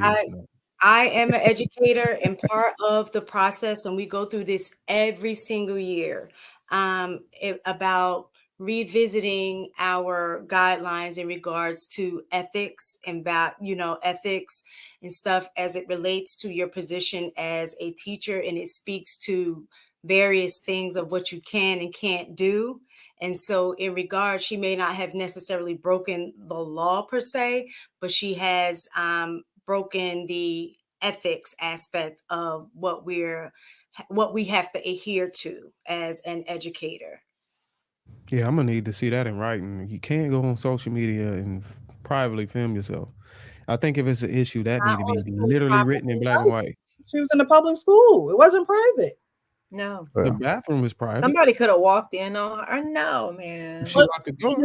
She was in the class. The background of one of the videos is actually in the classroom. So it's like, what do you? Oh, what she do was you in the classroom. I thought. My My bad. door? That changes things. I thought it was in the bathroom. She was in the classroom and in the school bathroom. She was on school grounds both Okay, times. now she on And her she own. had on her name tag, and who's to say that school information wasn't shown? Now you didn't compromise, the security of those kids. If you had some, I don't know, somebody crazy that was just like, oh, okay, she at this school and she doing that. Nah, man, there's just so much wrong with that. Yeah, it violates the code of conduct for this, for the So school. if she was okay, if she didn't have the school badge on and she was just in the bathroom, would that be cool? No, and we're not allowed to. That's one of the things. A lot of times teachers are not necessarily allowed to live their private life out loud. We have to monitor our social media. It's certain things that we can't have on like Facebook or IG, things like that. Like criminal background, like I have made the joke earlier about like how it's crazy that a president can have a criminal background, but a teacher technically won't get hired if they, have a criminal background, depending on like what it is. So in that same manner, so they have to adhere by certain guidelines, and she definitely violated the guidelines of the code of conduct. And can I say this? Hold on real quick. Let me just play a little bit of this video and then I'll come to you, Ruth. You really can't make this stuff up. It is absolutely appalling, shameful, and frightening that these are the type of educators that are in an elementary school teaching our children. When parents send their children to school, they believe their teachers are people of the utmost highest character. But now we got a teacher in the classroom on school hours, stripping down butt naked, bending over, and showing everything on the video, and all you could see was cellulite hanging in pubic hair. This is a disgrace and a shame that this is the type of educator and teacher that is in the classroom. And she made multiple videos. Yes, the district was unaware until we brought this to their attention. But what we're asking you to do now is to go even further. Nullifying her contract is not enough. We demand that the superintendent of the board ban her from ever teaching in this school district again. We want a permanent ban on her. Secondly, we demand that this school district send a letter to TEA demanding her certification as a teacher be terminated and revoked. 3, we're demanding that this district contact law enforcement, and we want to make sure that the students that she taught are interviewed, or a hotline is set up to make sure that she didn't do additional things in the classroom that may be inappropriate, unethical, unprofessional, or dangerous in the environment of those children. If she would do this in the classroom, what else will she do? This woman obviously had lost her damn mind. She needs psychotropic medication. She pulls out her breasts and she's juggling them. Look like she's about to fall over. Then she bends over and pulls down her panties. I wonder how many times I watched Spreads the her video. cheeks. I'm not lying. All right, I'm now telling he's you trying to this go video. viral. Spreads her cheeks. This is madness. You should make a song. This woman should never, ever be allowed to be an educator. This woman should never be allowed to work around children. His suit clean ever though. again. Shout out to his And I tailor. believe that if a thorough investigation takes place, you can find something criminally to bring her into a courtroom for, because I've seen law enforcement put parents in courtrooms for far much less than this. If we can put Donald Trump in the courtroom and find something to prosecute him for, don't tell me we can't find something to prosecute this woman for. This is sad. This is madness. This is filth at its finest. And so we're praying that the school district, we're not attacking you. That man got a civil rights tone, don't he? He got a civil rights. He did. He got the civil rights. He got the pastor. He got the maybe not pastor, like deacon or something. He got. Nigga, she took him out and she was jiggling them things almost. Hello, boy. That's what got me. I was like, okay, this dude. I don't know if this is an impromptu. That's why I thought it was a skit at first, because he was just so lively with the. He definitely watched the video more than once. Damn right. I mean, he is He exposed himself. Did you look at the video? I don't think nobody want to see that more than once. Y'all said say like I'm a fan. I put the It's in censored the, version of it in the back in the Yeah, chat. she weak as fuck. Like I don't think he watched that video more than. But I actually feel bad for her because she's I can see she's a bigger woman, probably don't get a lot of attention, so OnlyFans is her outlet to get attention. I mean, she definitely shouldn't have did that at school, but man, it She'll just be sucks. all right. She non-black. And the crazy part about it is she didn't even she got reprimanded for something else, and then they stumbled upon this. So obviously she's not a good teacher. So just revoke the certification. She's not a good OnlyFans teacher.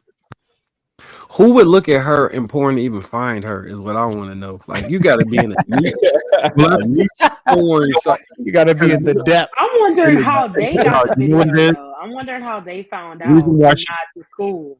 The reason why she got popular, that OnlyFans algorithm kind of works in social media, and she was obviously not a great looking woman. So Understatement. what happens is the women who don't look great have to perform differently. See, there was a boom in OnlyFans, just like the rest of social media in 2020 due to you know what. After that, it started to fizzle out. There are some women who make millions, but the average girl on OnlyFans only makes a couple $100 a month. Mm-hmm. She must have got a coupon. They probably ain't pay her money. Any type of corn. You go to her page with a Groupon. So that was her grab right there. Her doing it in a naughty place. She had to be. That was a niche. She couldn't do regular corn. She had to go and do some extra. So her with her little badge on, her in the school. That's why they would show her. She did in the classroom so people would know she was in the classroom. That entice people because it's naughty. It'll bring on that type of weird audience. People who like voyeurs, right? That's a whole subject right there. People, a lot of women are voyeurs. Like you'd be surprised, but that was her whole thing. That's how she was going to get popular. She was basically double dipping. She's making money and then trying to get some extra cash while she on the clock. And she thought she was going to get Exactly. Oh yeah, man. This is really why I was so against old boy getting his hair taken down in the classroom, because if he's that comfortable, like she only did that because she was comfortable enough. So when people are comfortable enough to do something to this degree, that shit is dangerous. Well, you know why they're comfortable? Because we didn't just all agree that, you know what, being an OnlyFans model is just despicable. We didn't say that. So now all of a sudden, No, most it's people okay. did. It's cute. It's okay if she got a fine body. It's okay. All of that will be okay. We have a different conversation. But because we said, oh, you know what, we never said it was good. We wanted to protect people's feelings. I wanted to go back to what somebody said earlier as far as I think what y'all the must have law. like some type of like on the computer you got hot keys. I mean, y'all got hot words or something like that. Because people just be talking, y'all just like fill in the blank and y'all just start talking. You talking about me? I'm confused. No, I was just talking about everybody. I mean, well, Viz was talking. Oh, but you said it was my turn. That's why I'm like, how 8 people go before me? And I was. Oh, I'm just saying they can't count. I'm just saying. I bet. Go ahead and cook, Ruth. All right, so I waited. I was patient too. Then I get reprimanded. I see what happened. Now it's my turn. Yes, I was quiet. I ain't talk over nobody. I'm being respectful. And look, I still get in trouble. Dang, the teacher don't even get in trouble with me. Okay, anyway. No, you're right with that one. I missed that one. But I was like, damn, I was just like, man, y'all motherfuckers cold. It's okay. Yeah. After a while, I just jump in. But I was just gonna say we don't have to wait for the law to tell us what is right and what's wrong because they always change and they're always behind. So we have to have our own moral code. So you can't just say, oh, because the law didn't say it, then that means right. Like a law could say you can't, it forgot to say you can't kill a horse, and then they say, oh, but it's right to kill a horse. I'm just using anything. But also this whole this lady with I forgot what you were talking about. What'd you say, Viz? Which part with her being comfortable? Yes. I 100% agree with you. Everybody's just talking about she was unattractive and that she was overweight. I think we're missing the point. I think when we play stuff down like that, maybe an attractive OnlyFans models listening and they're like, oh well, it's okay because I look good. Yeah. It's okay. Yeah. It's like we got to be very specific on what we're going to shame, and then we got to be consistent and don't wait till this affecting the kids to shame stuff. So we kind of wait till it's too late and it hurts our kids. Like if it's bad, just say it's bad so your kids don't have to deal with it. That's all I'm thinking. Facts. All right. Go ahead, Marcus. Yeah, so I get the correlation to being too comfortable at school. I can see what you're saying. I still don't think that directly relates to dude with the hair, but I see the point you're trying to make. I don't think that teacher would have done, but I don't know him to know his right actual integrity level. Yeah, I don't. That lady couldn't have made no money doing that. So I don't even understand why she even think that this was something she should do. It's just, I don't know. That's crazy. But I do agree that we don't shame people in OnlyFans or sex work. At this point, they're trying to because the argument is that if you legalize sex work, then it can become safer and people can can operate without fears that they have now. So it's not everything pushed underground where people put themselves in positions where they get STDs because there's no regulation on the testing, and things of that nature. So do y'all think that in cities where sex work is legal, like Amsterdam, they have these same type of things, or do you think this is uniquely American? I think when it's legalized, you can control it to a point where nobody would risk their employment over it. Yeah. So And I think like it's somebody. legal in Vegas too. I also think that's the difference between the woman with the cellulite and the beautiful woman doing it. I mean, the beautiful woman probably making a living off of it. She's not gonna risk the bag to go do it. Yeah. But y'all have to know that there are some men and women in society that are literally sick in the head. I mean, before social media, I remember hearing about stories of some crazy person, some crazy man at a high school or being found on school property, like masturbating by the gym for like at a random school. Like people have issues sexually, right? And they want to be in public and they want to be seen doing sexual acts. And so, you know, that was in the 80s and 90s when we were growing up. Now people have social media. And so they get a rise out of turning on a camera and doing, you know, these awkwardly lewd acts in public places, and then having an audience to see it. It's exactly the same thing. You're just adding a camera to it. You know what I'm saying? So there was just a story. I forgot what city it was in, but a guy went inside of a Whole Foods and was standing behind this chick and literally skeeted on her back. I heard about that. I heard about it. He pulled his joint out and nutted on her back. And she said she felt something on her back, something wet. She reached. And my man's running out the stove. So, man, Mars is wild out here. There was even another instance where he could at least bought her some paper towels.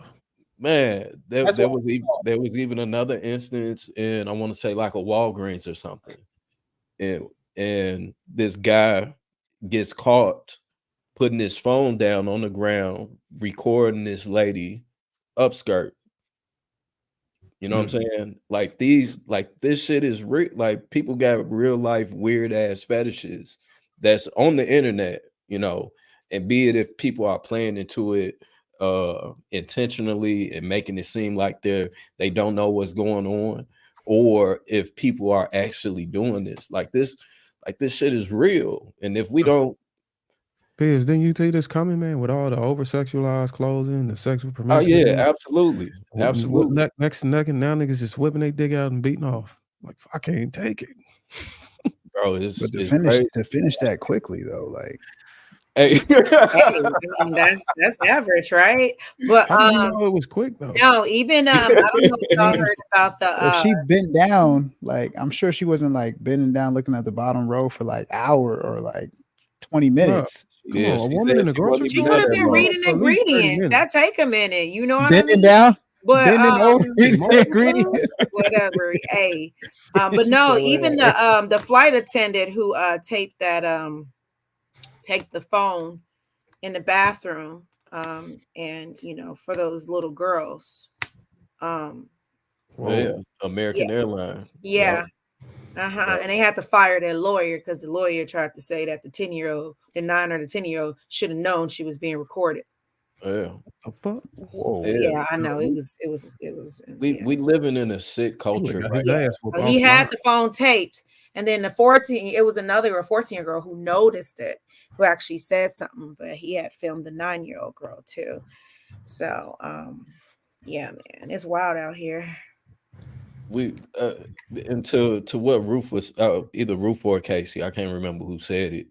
I think people were shaming what was going on with the OnlyFans thing, but I think a lot of it was getting lost in the extreme feminists saying that this is what they do to validate themselves. You know what I'm saying? It was like one of those things of where I'm empowering myself being feminine by being able to record myself and do all of this other shit and put it on the internet and not have to worry about some man controlling it. I got my own control over.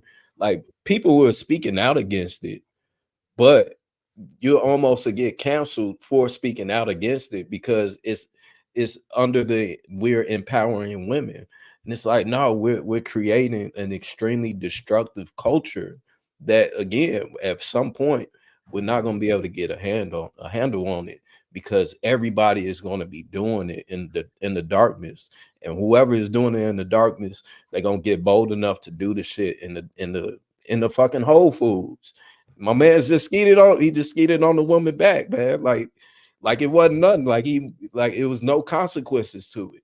So if we get to that point, that's dangerous, man. That's not in the law. Across the board. That's not in the law, so it should be okay, right? It's not legal. No, that is the law. That's like spitting on somebody. That's assault. Yeah, Right.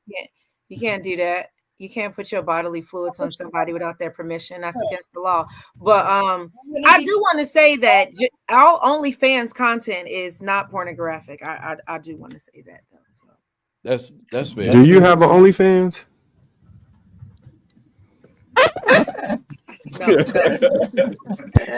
Hey, she did just throw that out there, like link in the bio.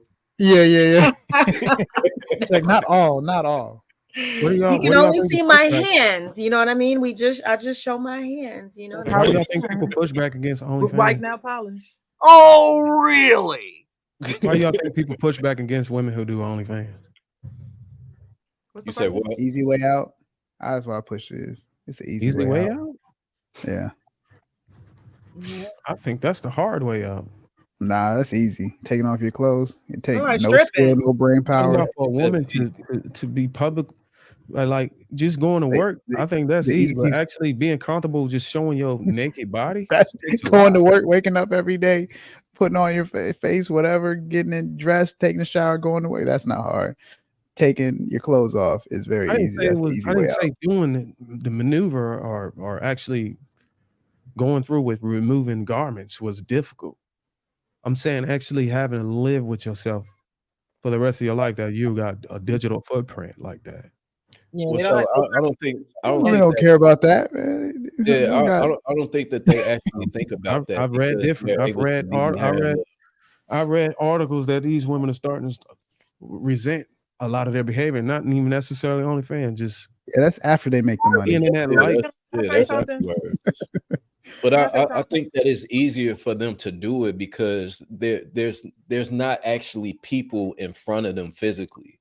I think a lot of the women that do it, they wouldn't be able to go out and be a stripper where they had to actually deal with seeing multiple people look at them, lust over them, potentially touch them, whatever the case may be. Just being able to do it behind the screen is so much easier.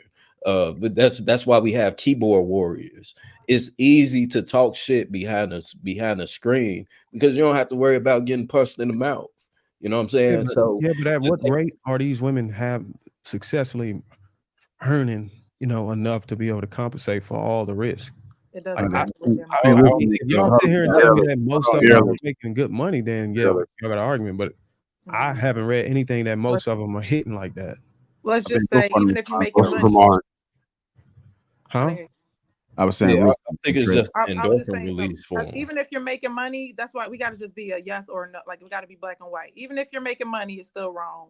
It's still going to damage you. Can we normalize giving a trend 5 years so we could start seeing the consequences before you want to jump in? If you are a follower, if you are known to do this, because one wave is getting BBLs. Now everybody taking BBLs out. One wave is getting these with veneers. Now everybody veneers is falling out. Give it 5 years. Right? Let somebody else be the test dummy before you just jump into these things. See what the even the medium effects of OnlyFans is before you jump into it. Because everybody jump on it, but when they jump off, that damage is lifelong. All right, go ahead, Trev. Yeah, so I would say it's nearly impossible for somebody not consider that they're going to have a digital footprint, right? Because the entire idea for you to be successful is to have as many eyes on you as possible. You know that you're not gonna make any money unless you have a bunch of followers, so you have to consider that. They just kinda weigh the 2 together and say, "Alright, well, it's money over everything." That's just what type of a society we live in today. It's money over everything, and they just let the chips fall where they may, right? They feel like once they have enough money, they could do what they want, and they'll be fine. They'll worry about that later. Just like, like anything else, like a stripper. They know they're gonna run into somebody that might be their college professor or maybe their father-in-law or who knows? You know the risk. You're gonna see people that you don't want to, and people are gonna see you who you don't want to see you like that. They understand that. When they take those risks, they know. I talk to a lot of them. They know. They just fool themselves out of caring anymore. But besides the risk, what about the It's likelihood of rewarding. actually maintaining a living? It's That's extremely what I'm unlikely. concerned with. I'm just trying to do the math side of it. Like, is it Alright, even so worth it's it? the same kinda thing. It's like you're basically a content creator in a specific genre. So, most people And know your that title 99 and thumbnail is your Yeah. body, right? You still do it. Yeah, well, it's whatever. You can kinda customize it. So, you understand that though, right? Most females will never make it doing that. But just like how everybody wanted to be a rapper like 10 years ago, and then they see that everybody's making it, then there's a new wave, like, "Oh, I could do it." Everybody wanna play ball. But what, a few hundred people that are gonna make it a year? That's nothing. That's nothing. But people still try it because they feel like they could win at it. They feel like they're good enough. They feel like they have what it takes to, like, get out there and realize that they gotta get more strange to get those hits because they don't have the beauty to back them. And sometimes even if you do, if you don't understand marketing, and you just go out there, you're still gonna take a hit. You gotta get the audience. Yeah, So much that goes that's into basically my to own understand question. the production of it. Yeah, that's my only concern is like is everybody LeBron James in it when they get on there? Or do you gotta literally have like this goddess of a body to be actually flourish in it? Because I know that's another thing Gotta have that's something another for you. thing It's women like struggle full with. of rebounders, right? Dennis Rodman was pretty ass at most things, but he played good defense and rebounds. You can still make it. You gotta have something to bring the audience there. You got And a signature, right? a lot of females find that niche. A lot of things that people think are strange. Like, you'd be surprised how many people have fetishes out here, right? A lot of Yeah. dudes who love more than just they love, there's cosplay. Oh, I get what you're There's saying. She gotta have like her own eating. her Like, own I've never specialty. understood ASMR, but those channels be getting bank It's like having because two you like gotta a woman that market can that. carry two butt plugs, right? At one time. I mean, she probably It can go Well, viral. that's something. That's I'm just something. That's something you can do. special move that nobody else can Million do. different ways to get it. So you basically gotta just do something unique and get your fans to gravitate. It's about engagement too. You gotta treat it just like social media. A lot of them talk to them, they try to patronize the dudes, act like it's personal, try to get one-on-ones, and that's how you get your money up. Then they sell pictures. There's a lot of things they do to try to make it. Alright. Damn, so you did some research on that shit. I've interviewed quite a bit of them, a lot of ladies of the night and such, so I'm very familiar with it. I've been kinda close to that world for a little while. I've never been directly involved with that, but I've had the opportunity to learn a lot about it. So let me get this straight. Like if a woman came to you and say, "Hey, I need you to be my content creator coach or SEO advisor," would you be able to coach a woman that got a decent looking body into a flourishing woman on OnlyFans based on your knowledge of how the thing works? Easily. Damn. You could be making bank, bro. I mean, it's I not hard would though. You said that. pee if I was doing that. I ain't trying to do that. I try to stay away from nefarious activities anymore. Yeah, I don't think I don't wanna promote it's porn hard anyway. to do that. I think it's damaging us when people don't use it properly, so there's a place for it, but where I see a lot of men going behind it, and I see a lot of the aftermath from the women going behind it, I can't really get behind. Pause. Yeah, I'm gonna wait till you hit rock bottom, and then I'm gonna see what you think Said about it. You pause. might renegotiate that. You'll be waiting. Darwin, you funny, man. Funny All right. dude. Anybody else want to speak on this? I don't know if everybody spoke on it. Want to add anything? I'll just add this, man. But the reason why I know somebody might try to draw a parallel, like, oh, why y'all don't like, y'all talk about women and y'all mean on women. Y'all should be demonizing women who are OnlyFans. But just remember, we only demonize the behavior. It's whenever these type of women have these unrealistic expectations and they try to compete with other women who don't have this digital footprint. That's it. I mean, if you want to go do OnlyFans, ain't nobody gonna get mad at you. That's your life. Those are your decisions. Only thing we can say as men is do it at your own peril. But ain't no man got no right telling a woman she can't go do nothing to get her own bag unless he going to go pay her bills. She got to get her bills paid and get her money, and that's the way she want to do it, then that's how she gonna do it. As long as she do it at her own peril, she understand what comes with it. That's fair, but at the same time, man, I think we need to go back to shaming motherfuckers on What? some real shit. I like that. I think we need to bring back shame culture. I'm gonna be honest. I think we're so far gone that won't even matter because it's just too much support around the behavior. So the few that shame, but then y'all still at the same time shame, but then give the attention, still pay for the OnlyFans, still that behavior is being continually rewarded. So Absolutely. reward is gonna outweigh the shame. Absolutely. Now that's the mistake. Right. That's fair. It's mixed I messaging. agree. It's mixed messaging. Because if men are gonna sit here and spend a paycheck every year on it, what can you do? Say, oh, women aren't like they were back in the day. Well, I mean, you're paying them to You got a lot of insults that can't get it, so that's their way of getting it. to not really have any type of hard work ethic. There is no ethic there, so it's counterproductive for the community. But you got to look at it like this. It's the same way. The same people. It's similar to this, parallel to this. Most of the people who always asking about reparations are the ones who financially aren't doing as good. Most of the people who are despise OnlyFans models and stripping and sex workers are the ones who are able to get sex whenever they want to. So it's like, what position in life are you at? Like, how do you look at what? Look at it through their lens. Like, that's just their only way to please themselves because they can't get it the way you get it. You get what I'm saying?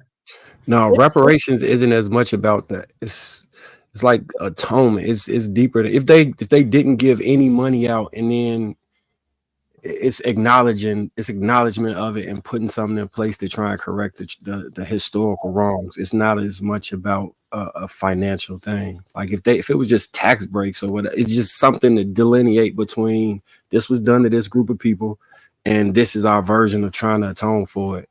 It's like restorative justice, kind of, if you understand So honestly, if you give a community, and I ain't gonna even say a community, in the current state of society, throwing money at it right now, you think that's gonna make matters better or worse, given our state? It's way worse. I don't think reparations necessarily have, like Marcus was saying, have to be about money itself. It could just be certain policies, certain things that go education voucher. I don't think that's what they're fighting for. If we want to be realistic, I think they're fighting for dollars. Be a pot of money that go into a pot for certain programs and things that those things already exist. Not specifically for not specifically. You wanted to be black. You wanted to have a color to it. That's what you want. With housing, and things that like exists too.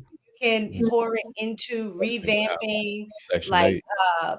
the look at the world. Communities that was redlined, everybody after the Reconstruction period. all of the social programs that used to be in place when I was younger, and all of those are gone. Trade school and shit. How beneficial it was to the area that I lived in that those social programs were there.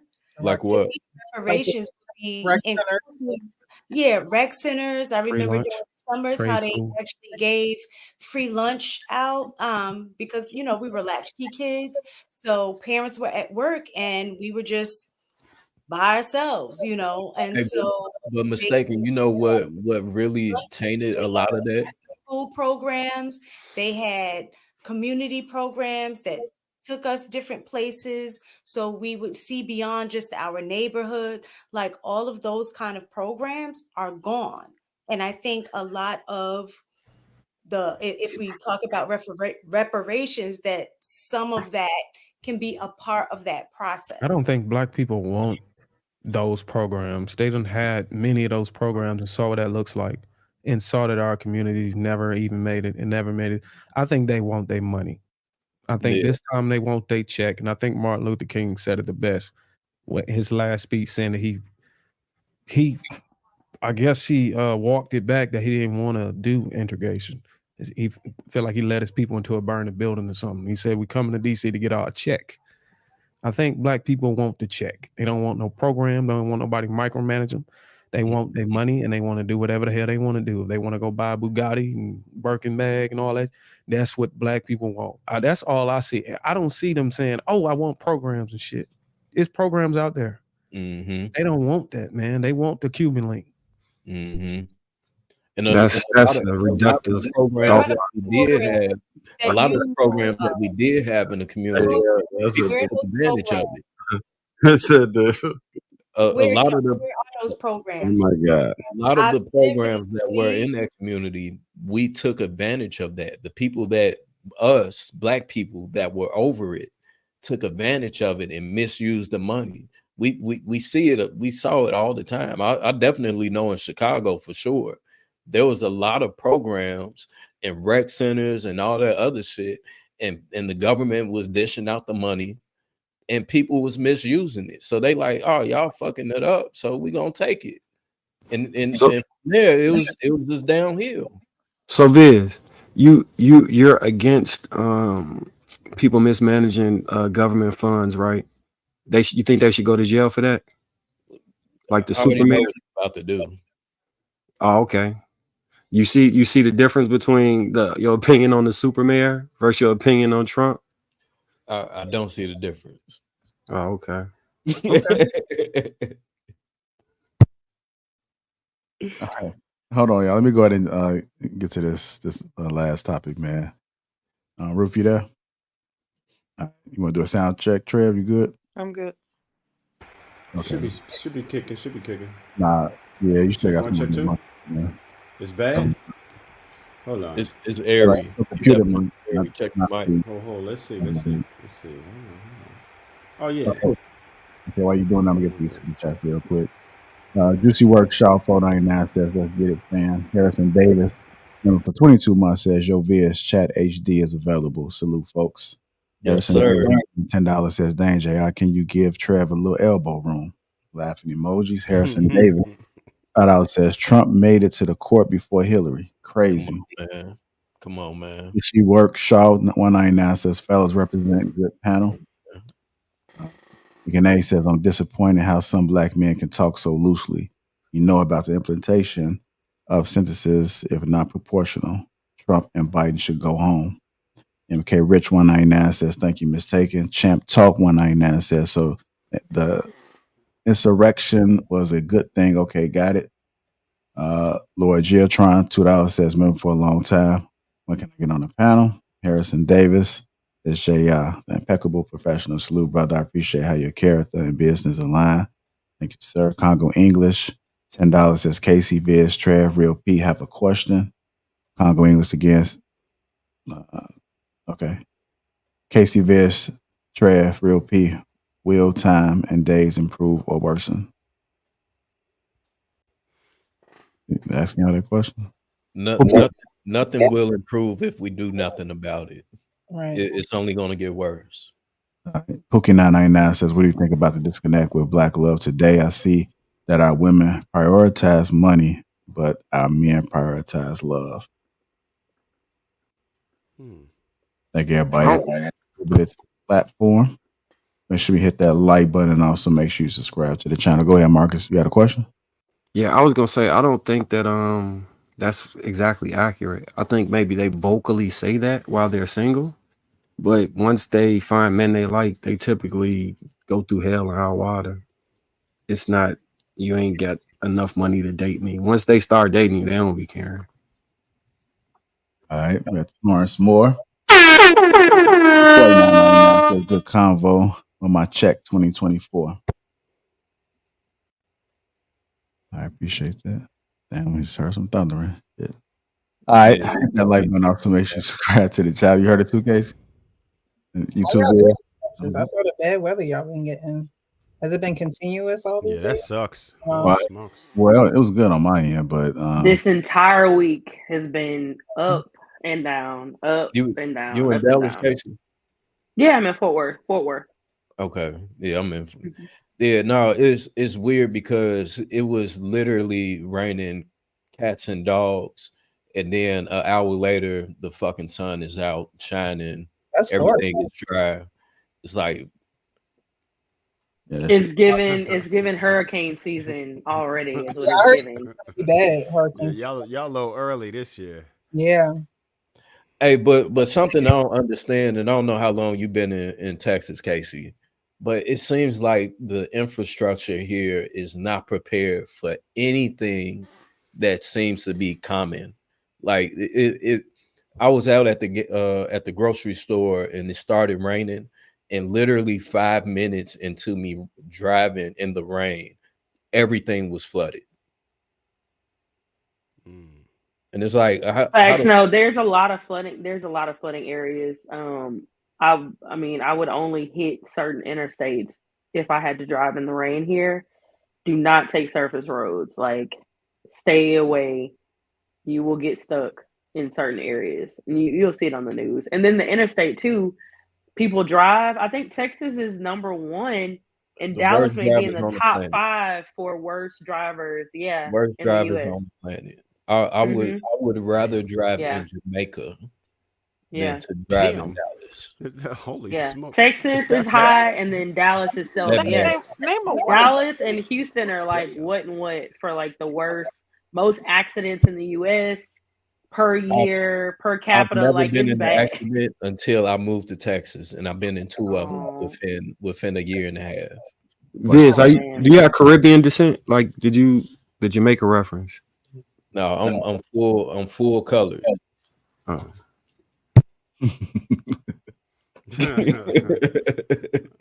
I've done some driving in the Caribbean, and I hope Texas ain't normally that bad. It didn't seem that bad when I was in Dallas. And I almost got The almost Caribbean got not that I almost bad. got an accident being in a car my Uber driving, man.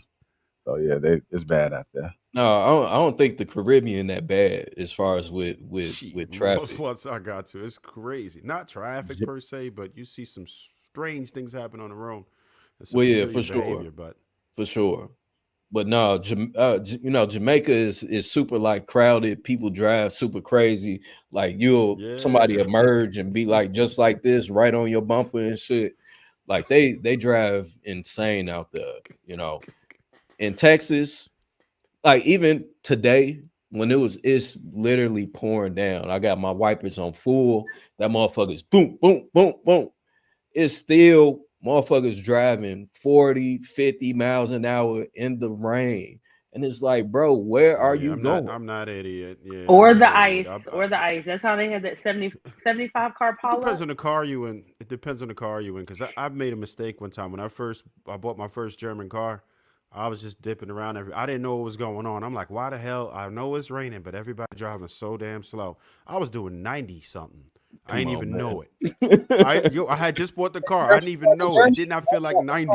No, because I came from a Honda Civic and it used to shake like crazy. So you would know if you was doing 90. Right. I'm in my little Audi. I'm like, damn, y'all driving slow. I look down. How you drive in That Germany? shit said nothing. I'm like, oh, never mind. Okay. So it depends on your perspective change depending on what you're driving in. No, that's fair. That's fair. And I know you go fast. All right, let me go get to this topic, y'all. Hit that like button also make sure you subscribe to the channel. So I came across this clip. I seen a few people react on this from No Fugazi podcast. You guys seen it? Anybody? No. Yeah, Okay. that was hilarious. All right, well, here we go. We're gonna go ahead and break it down. I'll probably break it up into like to 4 pieces, just so it's not playing continuously. And we'll react. He does say a few things in there. Do got some questions? I know we did put it up in the King Talk group, and I know Viz kind of said a little something on it. He's the only person that said something about it, right, Viz? What? I didn't know you. Well, I'll go ahead and play it. Man. Yeah, come on, Trey, you got to come And on. why was King Talk so short I know, on Tuesday? no, too? it was a That's bad, all. it was a And rough it was week, some man. stuff that was missing. I had to Oh, watch well, it on the back on the replay, but yeah. Well, I had to take out some of those clips because it was Hey, like, Yeah, y'all need to funniest, y'all need to redo that. Y'all need to redo that because I love King Talk. hey, yeah. the funniest shit ever. My man said, "Your grandmama bought you that shirt for Thanksgiving."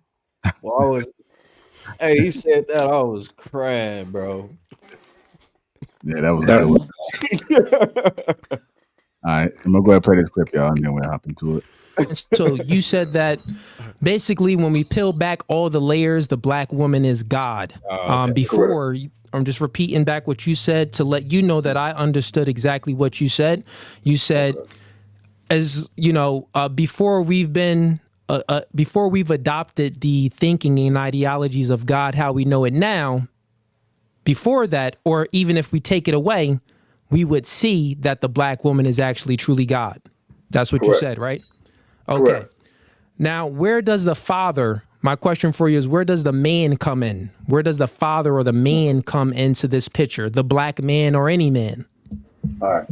Now, in regards to the father is a social construct that has nothing to do with nature. So somebody made up this whole father aspect. Man is something totally different. You grow into the man, but we go through stages in life to get to a man. So in regards to me, I had to go from an embryo, you know what I'm saying, to an infant, to a toddler, teenager, young adult, and then I graduated into a man. So when we're talking about those two terms, you know, you got to go to get to a man. And then when you're talking about a father, there's nowhere that there's a father in nature. So a father would be unnatural. That's just something to compete with the woman. Okay, so you're saying that the father is unnatural, but the woman is natural. Correct. Do I have that correct? And you're Correct, saying the reason why, you really didn't give a reason why the father would be unnatural. So what's your reasoning that the father is unnatural? Explain, give me some logic, however you could, Right. you know, the logic put it was together. the logic was nature. I said that there was not a father found in nature. There's nowhere in nature that you can find a father. You have a male. So at the end of the day, there's no father. Father is a social construct. That's something to put itself into existence to be opposite of the mother. But there's no such thing really as a father. Can you explain how the father is a social construct? It's a social construct due to the fact is you're talking about a label that's being placed on a man being a father. Can you be a father at 12 years old? I mean, I think I had when I was 12 years old, man. So okay, so you could be a father when you're 12 years old. You could have definitely planted your seed in something. Yes. Let's just go with, do you think there's any differences between men and women? It's kind of like you're trying to be condescending to the point where you have no comprehension. You don't have no comprehension in what I'm saying to you in a response to the point where you can't fathom it. What do you mean? No. I don't understand then you go to the next question after you sit there and tell me that you didn't understand shit. Like come on, not bro. Like, we gonna turn this into is this some type of entertainment or something? I'm just asking you. I thought it was about the black woman as God. I don't know you. I didn't research you. I just came over here because okay. So what are we doing? We'll speak in detail. What we're doing is having a discussion man to man, right? Mm-hmm. You just said that the man is a social construct. I said the father is. You're saying that the man is. Right. Okay, let's just 2 things. You asked me about the man and the father. You said, well, that, because the father is, not from nature. And I want you to explain, how isn't the father not from nature? That's what I want you to do. I want you to explain how it's a social construct and it's not from nature. Because here's what I'll tell you. Nothing grows unless a seed is planted. Nothing grows on this planet unless a seed is planted. And every man holds the seed in them. Every man holds the seed of life form. Life form in us. In your sack, if you have enough testosterone, but I know in my sack, I got at least 80 million of them little niggas moving around in there. You know what I'm saying? Most men do with a good amount of testosterone. So therefore we have seed, and the life form starts there. You won't have a plant if you don't plant a seed first. So you saying that a father is a social construct is a lie, is what I'm saying. I'm gonna play some more. Let's just go ahead and get some thoughts from a couple of people, and then we'll go ahead and keep it moving. I see a bunch of smiles on her face. Is it just humor? Is he speaking some truth? I think that guy is an actor. I don't even think I've never heard of No Fugazi podcast, but I think the guy he was interviewing is not real. I don't know if this is like a social media. I would have to see more of who the other guy is, but his facial expressions, I didn't believe that he believed what he was saying, almost, if that makes sense. But yeah, I totally agree with Fugazi podcast. The guy, I mean, it wasn't connecting, saying that the father has no place within society. It's a social construct. He couldn't really. I've never heard this point before ever. So I'll come back. All right. Man, that nigga is a lame, bro. It's guys like that pander to women. They take on these narratives because they know women will feed into it. Of course, not all women, but women that are essentially hurt, bitter, whatever the case may be. They know that this message is going to feed into what it is that they believe, and I don't need a man and all that other shit. People like that, man, they're pitiful. You know, just like Ruth Casey said, he probably don't even really believe that shit, but he knows that it's going to get the attention. Him saying it is going to get the attention that he wants. And again, I think we need to go back to shaming motherfuckers. Call a spade a spade. Dude, you clearly pandering. Shut the fuck up, grow some balls. You know what I'm saying? Be a man and stop just doing stuff for likes. You know, a lot of people just do shit for likes, man. And yeah, dude, it's pitiful to see that. I think it plays more into the divide of men and women. He sounds like he doesn't like his father. It's like, where's your father? What happened between y'all? Is he not there? Was the structure never there for you, and now you don't know what it is, and so now you're researching things like a woman is God? How? I didn't read that a woman created and named things and took dominion over the earth. I don't know what he reading. I don't know where he's getting his facts from. And if it's not natural, then what is it? You know, he's saying it's a social construct, but at the same time, it's like that should be the social construct: God, man, woman, and the child. So I don't know. When I hear stuff like that, it's almost like you can't even get into that person's train of thought because it's so far left that to try to even understand it would be mind-boggling to me.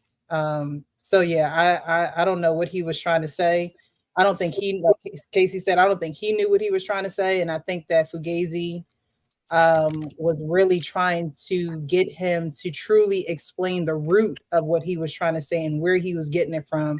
And he wanted to argue back and forth instead of have core speaking points about what he was talking about. So that wasn't all of the video, right? No, I'm about to ready to go ahead and play a little bit more of it, but it kind of makes you think same situation on King Talk with Wes Watson, right? Get to dispute the point that the father doesn't hold the seed. So we plant the seed in a woman and then life grows from that. Women bring about life. The life form is actually in a man. So explain to me again how the father is a social construct when the father holds the seed and a woman holds nothing but eggs. She's waiting for a seed. Okay. You sound you don't make sense, man. Let me hear you. You haven't given me a chance to make sense. You're wrong. And you're wrong in the way to sit there and say that the sperm is a seed. How could you have seeds running up and through your body? That makes no sense. A seed is not a fucking tadpole with a tail. That's not a seed. So in regards to it, you're wrong. Now, if you're talking about an apple seed or Explain orange how seed, I'm wrong, though. listen, an avocado seed or whatever the case may be, now we can get into the comparison on how the woman gives the man the whole body, the construct, the brain, the lungs, the face, the skin. She's creating a child within a womb. So she gives him the penis too. Did you forget that she gave him the sperm? So Can in you regards explain to in a scientific way, from a biological way, how doesn't a man hold the seed in the life form? You're just speaking, but I need you to peel back the layers of things and give facts. This podcast is called No Fugazi. So if I'm speaking, I'm always going to speak with facts. So here's a fact for you. The woman doesn't determine the sex of the baby. She has an X chromosome. The man holds the X and the Y chromosome, right? So here's science, right? So when a man has sex with a woman, he dictates the sex of the baby. So you just said, where do you get a penis from? Where do you get this from? Where do you get that from? You get that from the man, since the man determines the sex of the baby.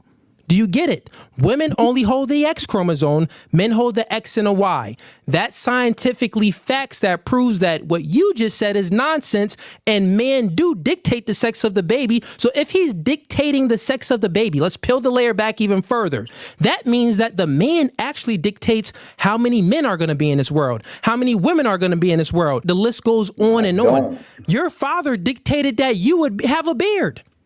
Your father dictated that you would have a beard and be a man, from what I could see. You get what I'm saying? Your mother didn't determine that, so you should be thanking your father, because your father truly created you.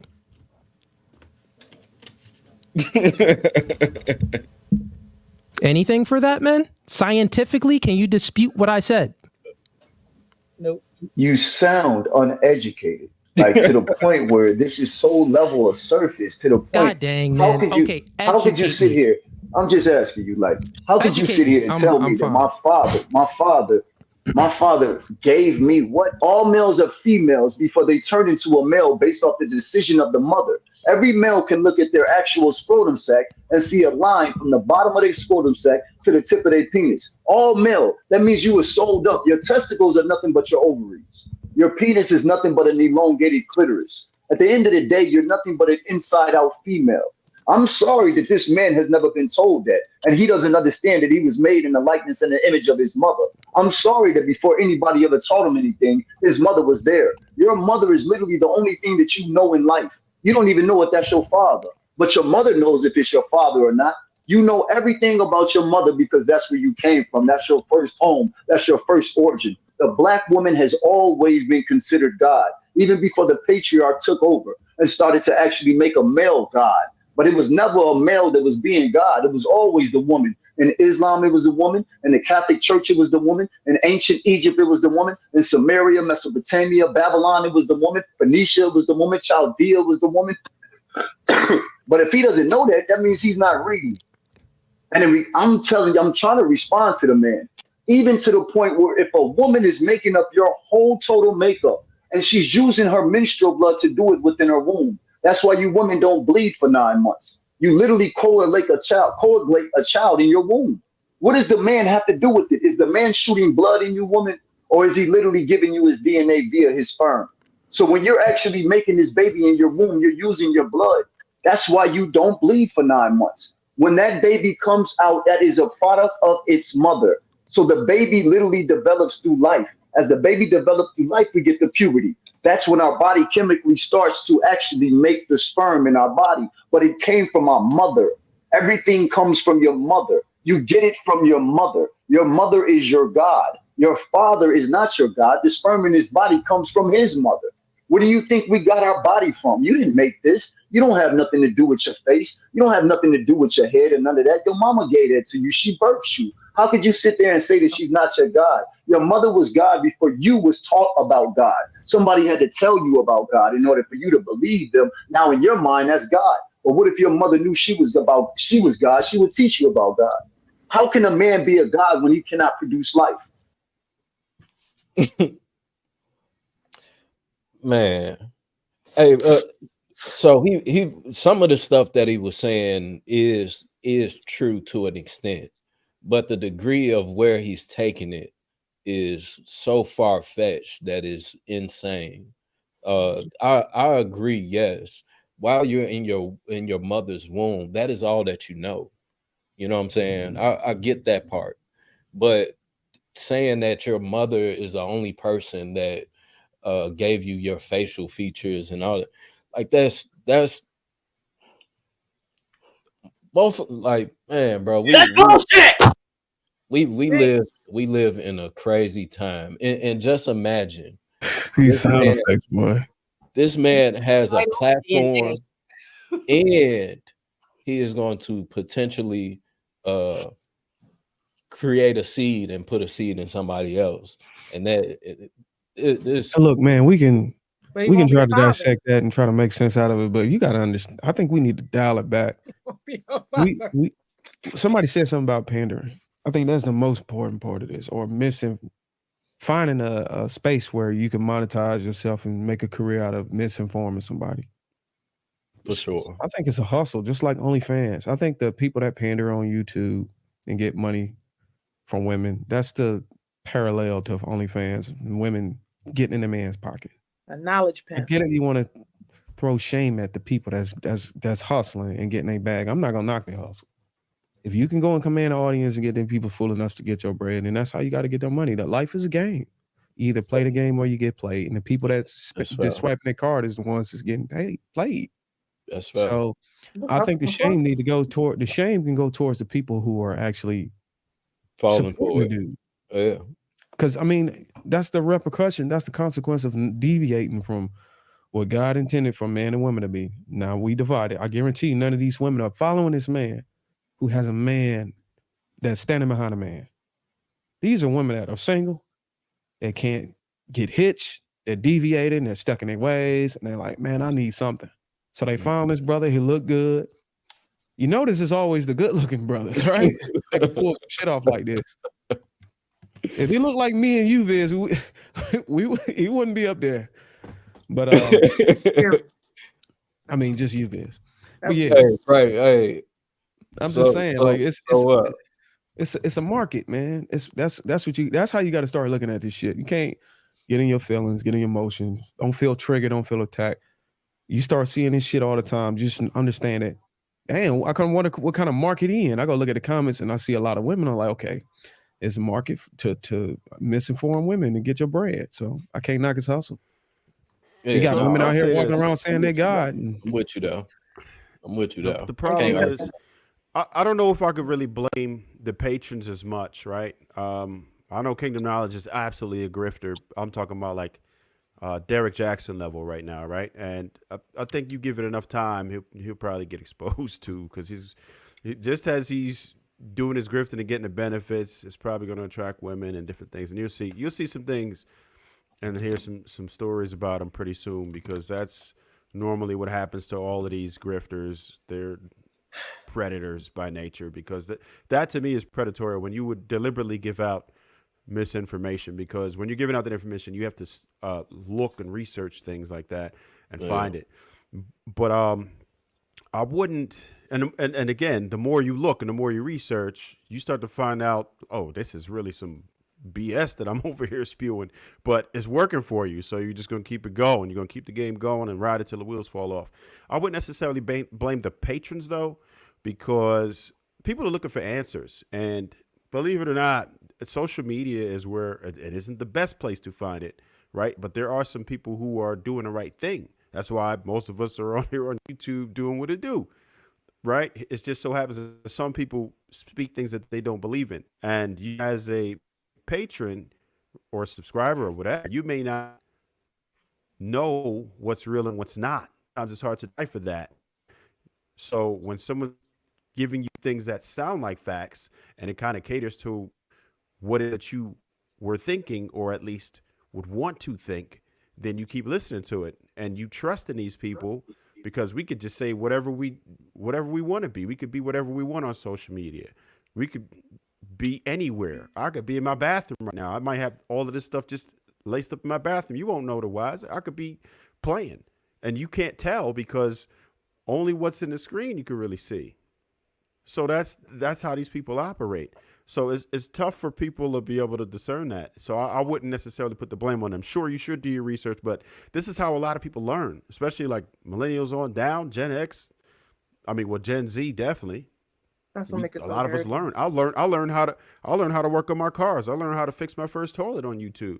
I've got some great information off of YouTube and was able to follow it and get the results that I wanted to.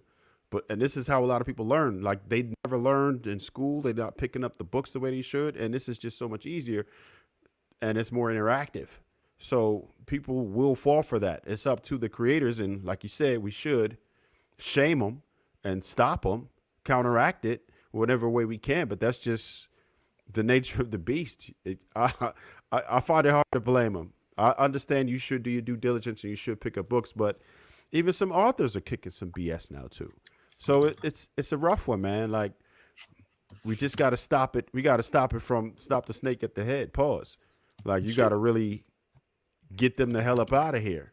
We got to get them out of here. Anybody who's doing that, we should challenge them and let them know they He did talking get that challenged BS. pretty good. Yeah, he did. Shout to Cooley. He representing Jersey for real with the Jersey. No Fugazi joint. Yeah, he repping Jersey.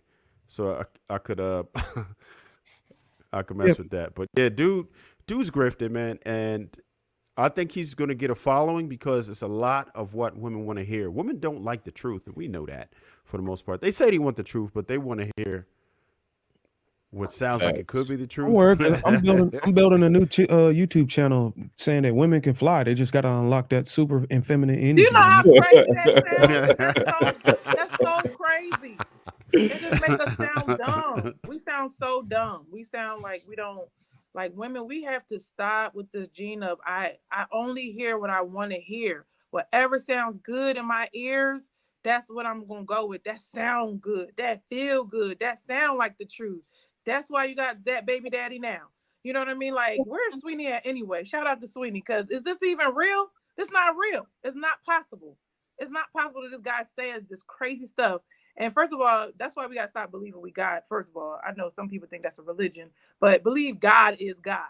If you can go before what he talked about, a woman produced the man and the penis. Didn't God produce the man and the woman? Like, come on, like he's just saying whatever, and it feels like we're dumb. Like after you deal with a lot of people, you start realizing, people ain't that smart like I thought they was. Like if you can really fall for this and go for this just because it sound good, just because it make us look good, you're gonna go with something because it make you look good. Like we really got to think. Like we got to do way better than that. Stop, just shut them down right when they come out, because he is. How many of them women you think is actually listening to what he's saying or just looking at it? His All you gotta trauma. do is say woman is God, and they're gonna be like, yes, woman is God. Sound good to me. That's crazy. Yeah, but I think that's the collateral. I get what you're saying earlier, Trev, shaming them. But I think the shame is gonna be in the motherfuckers who's actually following them and believing that, and the outcomes they're gonna get from it. I mean, you can say they doing this and that, but they're gonna reap what they sow following behind them. And that's just an example of how important it is to keep your loved ones close to you, to make sure they're correctly informed. And the collateral is not doing that. The collateral is having babies out of wedlock with women who might expose your daughter to some shit like that. Yeah. You know what I'm saying? So that's the collateral. And But the see, young I think kids. that's where a lot of where parenting comes in, because if you are involved and an involved parent, you are basically instilling certain values and character and the way that you live, being an example. You're going to influence your children. Hopefully, if you are that parent that's like hands-on and all of those things, that you will have a greater influence on your children than the social media. I think what happens a lot of times is that parents are allowing social media to raise their children as opposed to them raising their children. So when they're in the world and they see this, it's normalized. Versus if this isn't something that you're in alignment with, that when they come across it, hopefully they will have enough sense and ability to like align it with, well, this isn't what I was taught, and at least question it as opposed to just following. Like being in high school, I just see so many kids that just follow what everybody does, and they just don't have the ability to critically think, to know how to self-question, like just any of those things. So you show them something like anything on Snapchat or IG, they believe it without question, just because of them spending as many hours in these spaces. It just becomes their reality. So it starts with the parent. Like my children, they didn't even get a cell phone until they hit 9th grade, till they was 14. And then that was monitored. You know what I'm saying? Like, and I think that's where it starts. It has to start at home. The That parents makes are being sense, but there's raised a by lot of people YouTube too. there because these are like grown women who are watching these dudes. Yeah, Like, and they have it's not the kids that are watching them. Hey, I Warren, mean, I know we'd have to start there, but a lot of YouTube came out when most of us was already grown, and we just now introduced it. Is they already outside of their parents' household? They're in their 30s, they're in their 40s, and they're looking for yeah. answers. They're like, "Damn, how am I going to go ahead and get this man?" And a dude beating him in the head with that sweet stuff like that, or they're going to think they're doing just fine, just the way they are, and it's the men that's all messed up, and they're going to go ahead and follow that and get the results, like Darwin was talking about. I agree with Ms. Taken though. Although these women are grown ass women, they still weren't parented in some capacity. There was still something missing in their foundational upbringing. Because if you could go to social media and follow a man that you don't even know, who is probably the same age as you, maybe younger, he could be younger than some of these women that follow him. If you can do that and say, oh, what he's saying is correct, and you don't do any fact check, you don't do any questioning, you don't do any self-reflective work to even, match what he's saying or test what he's saying, something is wrong. You miss something in your upbringing. You miss some type of developmental growth in your upbringing. And now at 30 something, you're following some dude on YouTube who says women is God. I don't even, I mean, I want to say that people can change and that there is hope. But when you start doing stuff like that, it really shows where your mental state is. If someone on YouTube can influence you that easily to get into your mind, to make you feel as though that you're God and people should worship you, or people should look at you as someone that is inferior to others. You don't compare, you don't say that a person is God. We're made in his image. We should be like him, but we're not him. We never will be, never can live up to that. So I think that there are huge developmental gaps in these women's foundations that show tremendously when you want to follow somebody on YouTube and take what he say is Bible. I think it's crazy. I think that the people that are on YouTube or just social media in general, it's a mental programming. Because something is missing, they're filling it with scrolling, they're filling it with liking, they're doing all of that. And that is filling whatever void that they have, not realizing it's really damaging, your nervous system, honestly, because you're impulsive. So they definitely need help. They need to go see a counselor, a therapist, Jesus, somebody, because he's not giving good theory to what they should be practicing. I'm gonna pray that most of his audience is made up of women who may have been hurt instead of young girls that grew up without the right upbringing. Because then I can kind of like feel okay, you know what I'm saying? I won't be as much concerned. I'm like, okay, you got women that have been hurt by a man, scarred by a man. I think Princella is one of the women who's turning women against men. because of her pain and projection.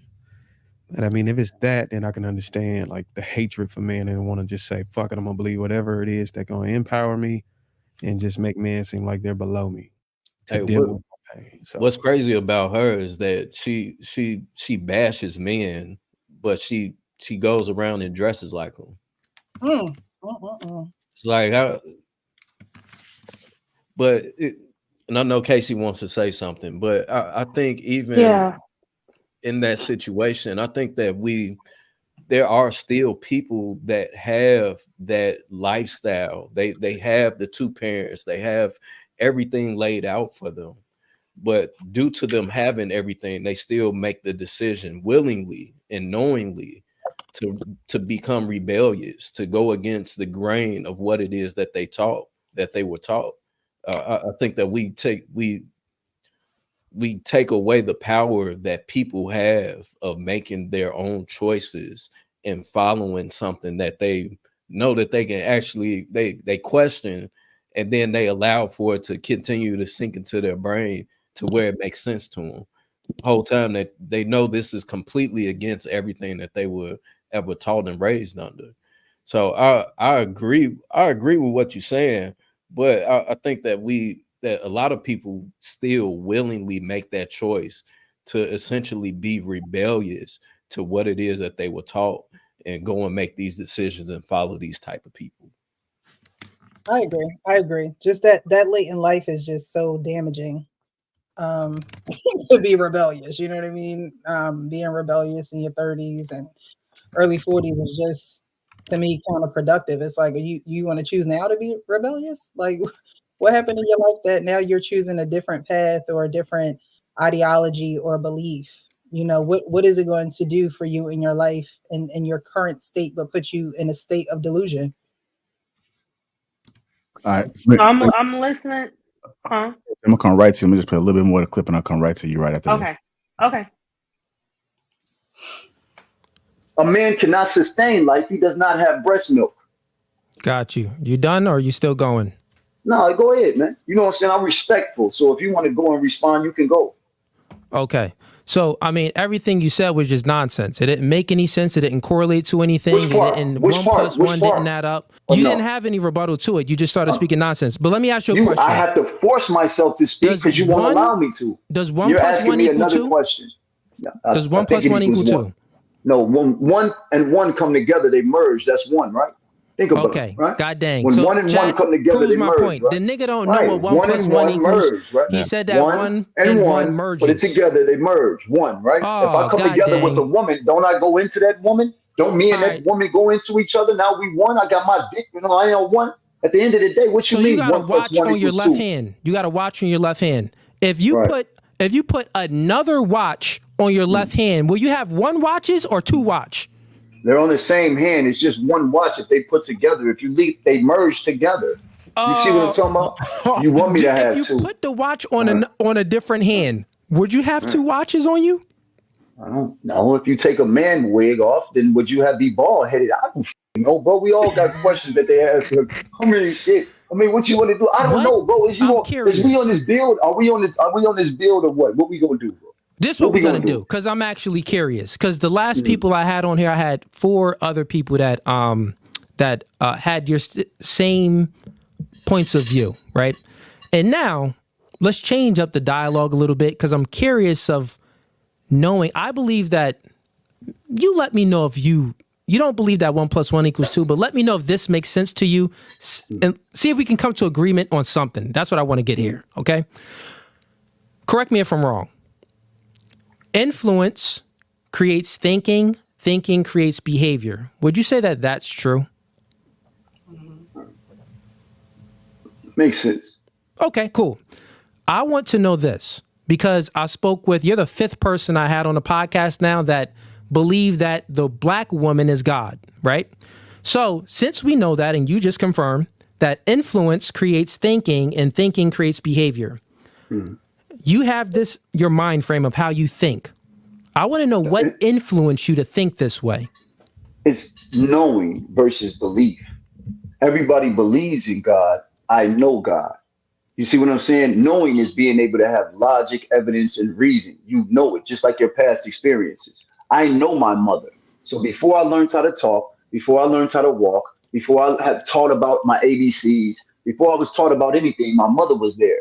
Somebody had to teach me, influence me, get me to think about a God that they wanted me to think about. But prior to that, my mother was my creator. So when you look at it, my mother was a black woman, and all black women are the manifestation of Mother Nature. I don't give a fuck about a book in which you read, bro. Go to nature and look at it. That is the supreme map of things.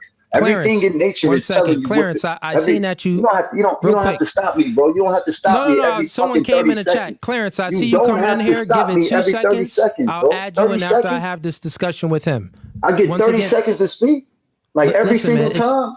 it's a Is that what you podcast, and feel? I had You're someone trying to intimidated. join the live stream. You're intimidated, bro. No, That's I all had it someone is. trying You're to join the live intimidated. stream. You don't want to know. You do this for content. Intimidated? At the end of you're intimidated. It's got to be. Come If on, I can man. sit there and listen to you and you man. can't listen to me, I mean, you listen, bro. told us about a pregnant male rat. You told us the science I do brought about a debates with pregnant men male in rat. person. You could come here in person. No one's intimidated, bro. No one's. You gotta be. No It's one gotta feels be like something. that. Then You could why have this won't you let discussion me in speak person. the whole same way I'm podcast? conveying myself with you over here, it'll be The in whole person. And actually, podcast, it'll be bro. more Listen, intense. y'all. We said that influence creates thinking. Thinking creates behavior. You think that the black woman is God. I want to know what influenced you. Looking for God. Okay. Explain, elaborate. What did you God find that made you really think that the black woman is God? My mother Like was in my face the whole time. She was in my face the whole time, and I didn't realize that that was God. So they told me that my mother, everything was outside of me. They told me that everything else was my mother. Everything else is God but your mother. And then you look at why they oppress every woman in religion. Christianity, their God says it's okay to rape a woman, defile a woman. Islam, they say it's okay to rape a woman. Allah is literally a lot. So they literally define everything in women. It's all about women oppression and for women not to realize that they are the true creators. That's why the patriarch took over. The patriarch literally took over the matriarch. The matriarch had always been in rulership. That's why they studied the goddess Hathor. They literally was with the queen of heaven in Jeremiah 44. They spoke about the goddess everywhere. Tuarat was the I first have another deity question for that you was too. ever worshipped. See, like I said, I get 30 seconds. Oh no, So you you don't explained really it. want to Now I do have this. another question for you. So I'm saying I wasn't done. Oh, that's what I'm you have saying. Let more? me know Go. how long I'll get. I mean, you just stopped me. You're gonna keep doing it, so go ahead. I mean, It's you okay. explained It's all the way okay. down to Go how it ahead, went. bro. Go ahead. Got Go it. ahead, bro. Go So ahead. Go ahead. and also, I'll just give you the rules of the podcast. Go ahead, Case. As I'm listening to him, and I've been listening to everyone on the panel talk, not only is he pandering to just women in general, I think it's way deeper than that. He is selling speech to a group of people and an ideology that grown women, and the first thing that came to mind is my body, my choice when it comes to abortion rights, right? Those women who believe that are directly going to identify with his speech because they believe that a man has no choice, the father or society, man, but the father, they can make the decision on what they want to do without their partner or the person they made the baby with consent, right? It's their body, their choice. Single mothers, some, not all, in this YouTube space argue a lot about the point being that women can raise kids on their own. They don't need the father. Give me the check. I'm fine. I don't need your help. I don't want the back and forth. I don't want to have to So work. get used to it. So guess what? This is called. Sorry, that was an accident. That's okay. I don't want to have to work with, I can do it by myself, right? So I feel that he's speaking directly to the women that have those two thought processes, two different situations, right? He basically is saying that the man has no say that it's woman, man, woman, child, and man, right? God, woman, child, and man, or man not at all, because he said that a man is an inverted form of a woman, right? So if women are actually thinking that men have no place in society, like Darwin said, the woman who can't get a man doesn't have a partner in life. All of this, he's speaking to those three groups of women. His audience is going to grow. Whether they truly understand all the nuances, the scientific crap that he's saying, it doesn't make any sense. He would not acknowledge all the biological information that Fugazi gave him. He completely said, "Oh, you sound stupid." Giving scientific, educational information, biological fact was stupid to him. So a woman that's going to just sweep all of that under the rug and only want to hear that the only voice you need to hear is female, that woman is going to identify with him. And his audience is going to grow. Taking it back to what Fugazi just said about influence, goes to thought process, ends up in behavior. That flow of evolution, he will have an influence, you guys, and it's very, very, very dangerous. I seen something that kind of stood out multiple times after actually trying to understand the dude and figure out where he get his principles and ideology from. It seemed like he got talking points that's curated from multiple different people who follow different religions and stuff like that. I noticed he kept referencing Nation of Islam or whatever and all this other stuff. He couldn't really answer questions directly. And he would say, "Let me speak." I think he just want to go on a rant without being questioned, because being questioned actually exposes his ability to articulate what he actually believes. Because you got to think about it. You can have a scripted mindset on what you believe based off of what you just chose to believe, and you can articulate those well after you repeat it so much to an audience. But actually having to answer questions that force you to substantiate your position on it and try to make sense of it is very difficult whenever it's not authentic. I personally think that I think he may have grew up with no father. I think he saw his mama get be ignored or go through the whole single parent, process, or him growing up with his daddy not being there, or probably beating him or not engaging with him, whatever the case may be, because there's that logic doesn't make sense for a man to have if your father is there, if you have a male role model there, because at the end of the day, even if you were to put women on a higher pedestal, right, arguably you could say that man and woman is still one. You know what I'm saying? I could see if he was making that argument of where he said, okay, well, yeah, men aren't over women, but men and woman is one. But to say woman is, you know what I'm saying, more powerful or the God or whatnot, then it's like, bro, where's your daddy at? You know what I'm saying? Like he couldn't have been there. He couldn't have real male role models there. It even looked like, I don't think he knew. I don't think his father claimed him, or he might have been one of those kids that she didn't know who the dad was, because I mean, think about it. You see your son say something like that, I mean, that'd make you pull your teeth out. Always there, and the person that's always there should be the person that has the most influence on you. Would it be better if he said man was God? Nope. Would it be different? I don't think that it'll be different. I think that it would still be him pandering to a group. But again, like I said, I think if that level of messaging has to come from somewhere where it was influenced, even for him to do the research that he did behind it.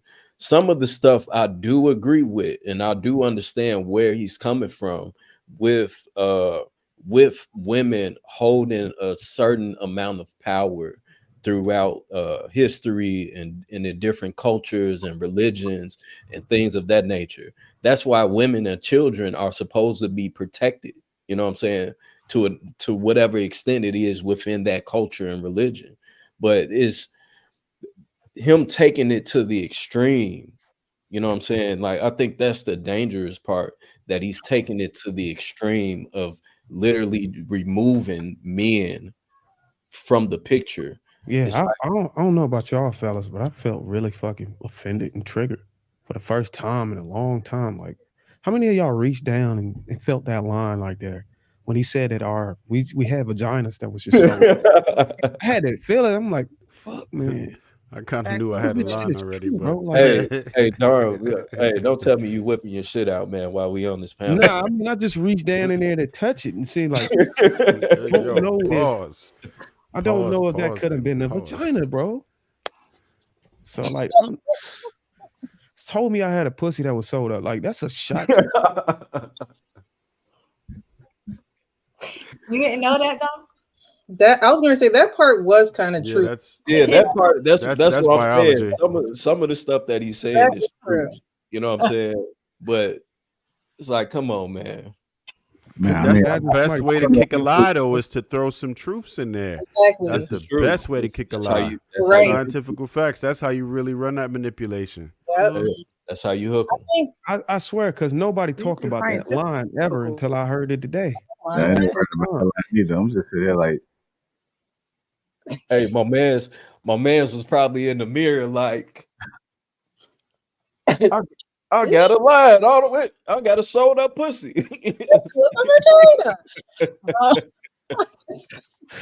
All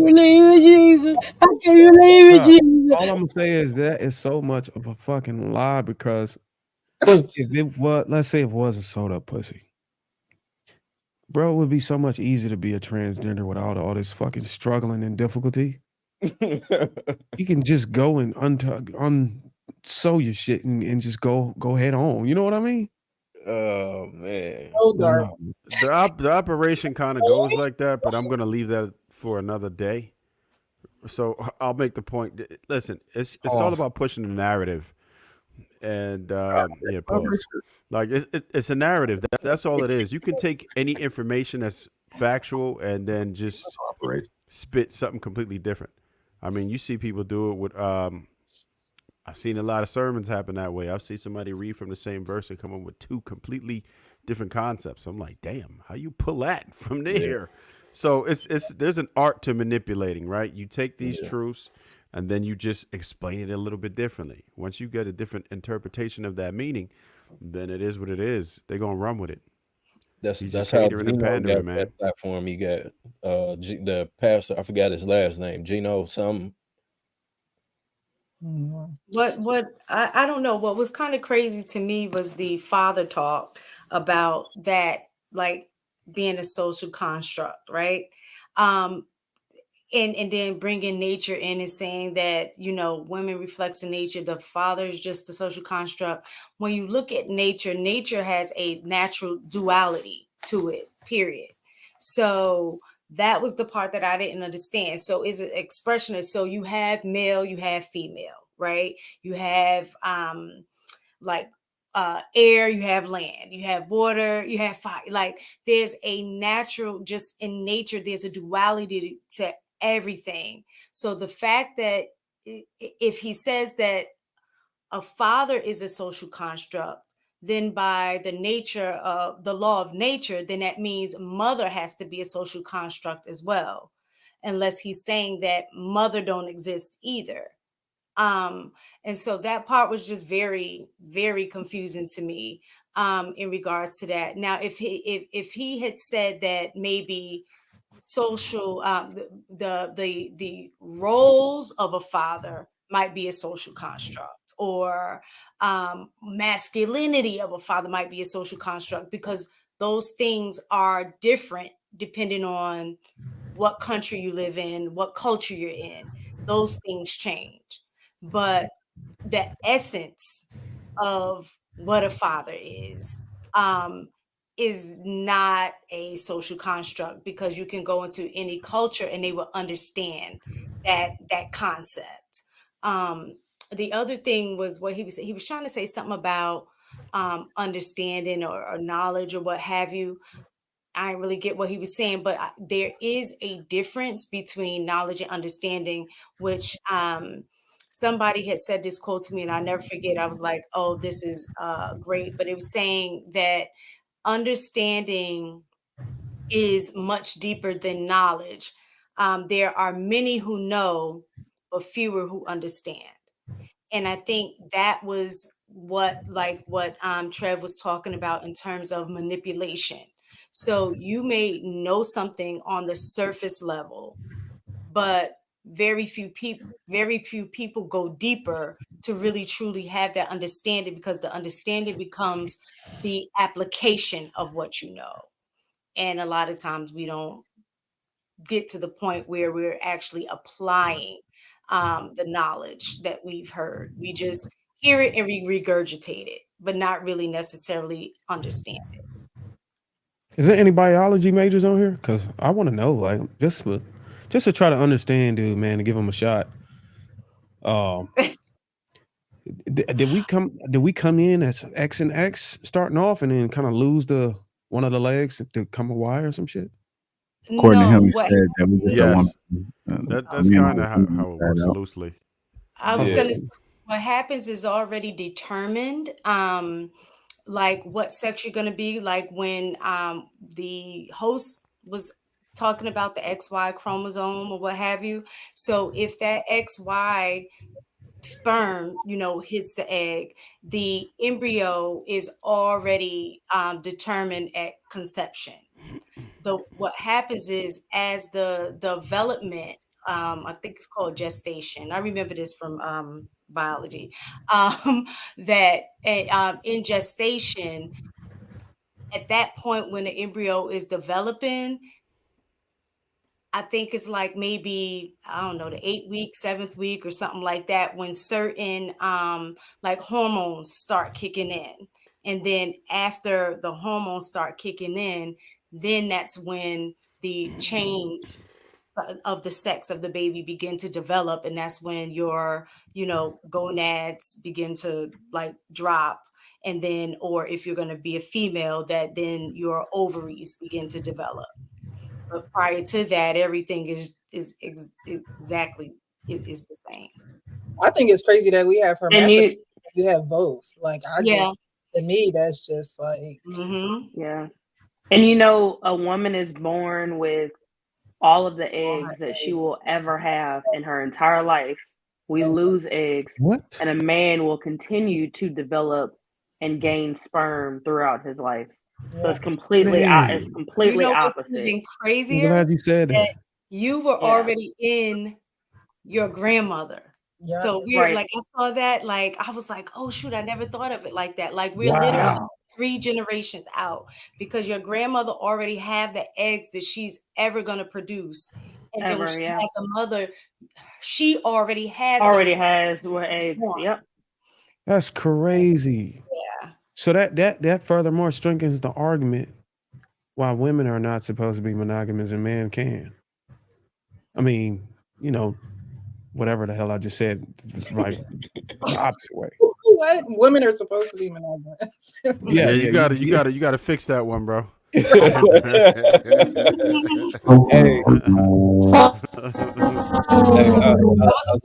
saw the pull up. That ain't gonna age well. Yeah, I saw the pull up, but the follow through ain't hit all the way. Yeah, somebody gonna clip you on that one, bro. Probably. I can see Kenny right now on King Talk. I'm not gonna let you get away from what you said Thursday. Somebody go clip it and send it to him. Now I have a question. Now that you had brought up the hermaphrodite thing, just because I had saw a documentary on this, and it was really sad. But do you think if one of your children were born as a hermaphrodite, that you would make the decision to raise them as one or the other? Like, how would you handle that, because the documentary was these people were born as hermaphrodites, and the parents made the decision as to what sex they wanted the child to be. But then when the child grew up and the hormones and everything started coming in, they actually was felt that they were the opposite sex. So it was like they wanted a little girl, so they raised her as a girl. But then that hormone, when they hit a certain age, came in, and So let me get you straight. That means you got the egg and you can lay the seed. yeah, typically they can't get pregnant if they're both. Yeah, Yeah. most of them they usually don't work. Brittany, what's her name? Brittany Griner, she like that? What? I remember they That was a rumor. I think it was just a rumor. When I first talk, I'm like, damn, her voice deep. Hey, but y'all remember when they said Sierra was a hermaphrodite? No, I remember she had nudes and all that. So Wait, answer me though. What would y'all do? She had a huge Or camel how toe. would That's what you it do was. that? I don't even know how to answer that question, man. That's, yeah. Hold on, what I would. What's the question? As a parent, I don't know if I would be okay. I mean, like I'll be mad I once I made the decision and then they made a different decision. Or I started looking at mannerisms or something like that. It might be determined, like maybe. But it's like what age though? Because kids when they're younger, you know, they're playful, like, you know, they're kind of, it's inconclusive. Like you just don't know. Like, I be getting irritated. I be trying to put like He-Man in his hands, and he keep trying to pick up Barbie down. So like, look, the decision has been made already. I don't think they're that old, yeah. You just gotta let it. It's one of those situations. You just let it rock. You let them choose. Gender conforming makes sense. Wait, you said let them choose, Darwin? Yeah, I mean, you just gotta children choose if they want to be a girl or a boy. So I think you just got to do a test. Okay, put something in front of them. If they get hard, they're gonna be a boy. If they get wet, then they'll be a girl. Oh God. I mean, think about it. You don't want to say as a boy and all the boys. What if they buy? What if they buy? That's at the same time. Now what? I think you would So you- Yo, what? we crossed the boy line. toys and girl toys. Hold on, wait. Allow them to play with both until I'm just saying. Listen, they're defaulting into the alphabet quickly. Well, hold on. I thought y'all said only. I one agree, worked. Chris. Just let it be. I thought y'all said only one of them worked. Huh? Usually one of them works. No, I was saying that I they haven't seen can't any get cases pregnant. where They can't both get pregnant, then they're a boy by default. No, because What if they can't impregnate someone either? Set them up for depression and stress. I can't have babies. That's a terrible situation for a boy to be. I mean, damn, never mind. For them to be. This is a confusing conversation. All right, I'm sorry I derailed the conversation, but that just popped into my head when she brought up the hermaphrodite. I apologize. You took us down the river, mistake. Yeah, I don't even heard that word in San Francisco. I haven't heard the word in so long. I don't think we even kind of considered that. We got a couple of super chats, man. I know it's getting late. We're going to get y'all up out of here. Doug Will, remember 27 months at Super Labor. Shout out to the Green Gang. Doug Will again, 499 says you could literally debunk his point by asking, why do some kids look like their father? Good point. Good point. Yeah, all of them make the father. Yeah, like I said, we gonna go ahead and I don't know what you say, Trey. I mean, could we consider dude to be a metrosexual? Because it looked like this was killing me. Metrosexual means you dress like order, right? Men create order. This is my platform. Natural. Against his mother, so instead of being the protector, the son became the predator, and then Christianity. Fuck, where you at? Nigga, don't give a fuck. Smash the shit out your Listen, pussy. actually, here's what I'll do for you, because I've been waiting for someone like you. Yeah, I'm right here. I'll send you out here. You's a bitch. I'll send you out here, right? I'll send you out here. What you diddy now? I'll pay for your ticket to come out here. I'll pay for your ticket to come out here, and we can do this debate live in person. And I guarantee you won't have that energy in person. I guarantee you it. I had another man talk crazy just like you, but in person, he wasn't speaking that crazy. It was a entirely different story. Bro, you can tell everybody in the room can see you a bitch, man. Everybody in the room can see you a little hoe, bro. Now you you're making ad hominems. No one made ad hominems about you. This nigga looking like a fake Drake over here, man. This nigga looking sweet as cheese. How you over here trying to act hard when you get your eyebrows done every day? This nigga looking sweet. Hey, this nigga sweet as pie with that little chain on.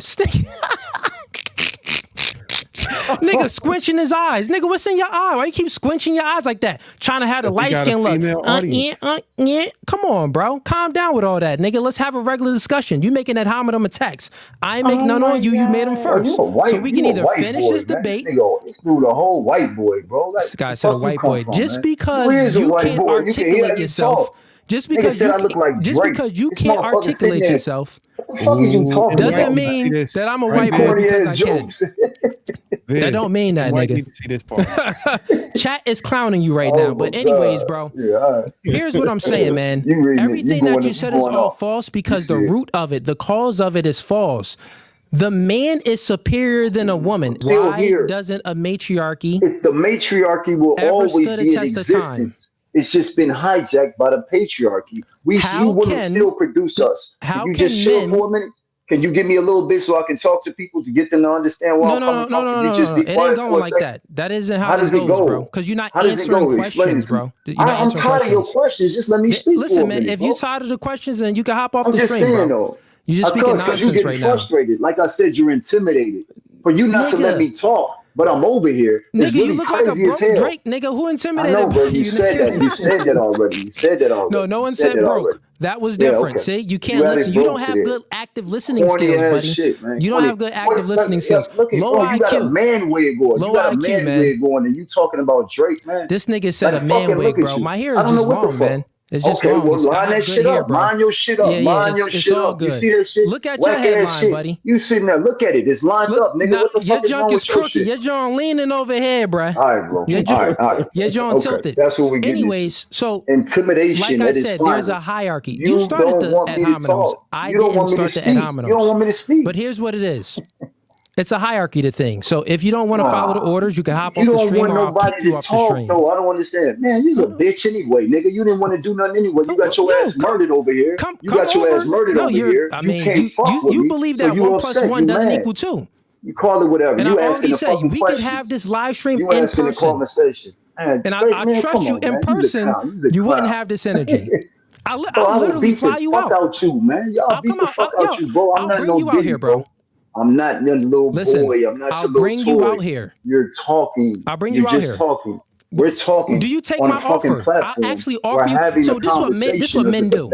This is what men do. Because let's see if you're really man of your word. Men are men of their word. So here's my word.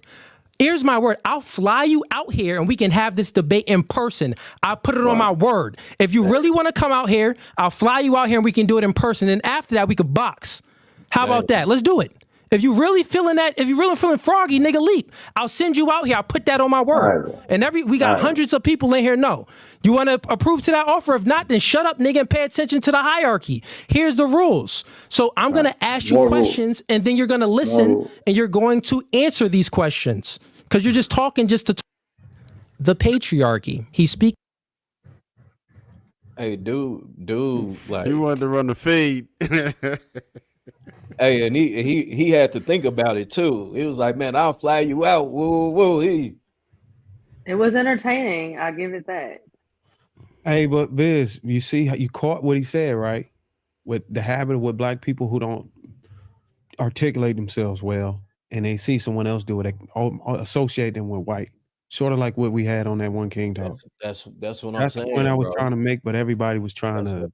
That's what I was saying. Now what I'm saying, I'm like, bro, just because you have some type of education, it doesn't mean you're white. Other races can be educated and not educated. Education and articulating yourself in a professional manner or even a way where people can better understand you that isn't about race. Oh yeah. That is just foolishness. And that's why I called it out. Like, man, we can't do that because this clown now thinks because this man can articulate himself in a certain manner and use big words that he white. It's like, come on, man, grow up. And then you see what came next.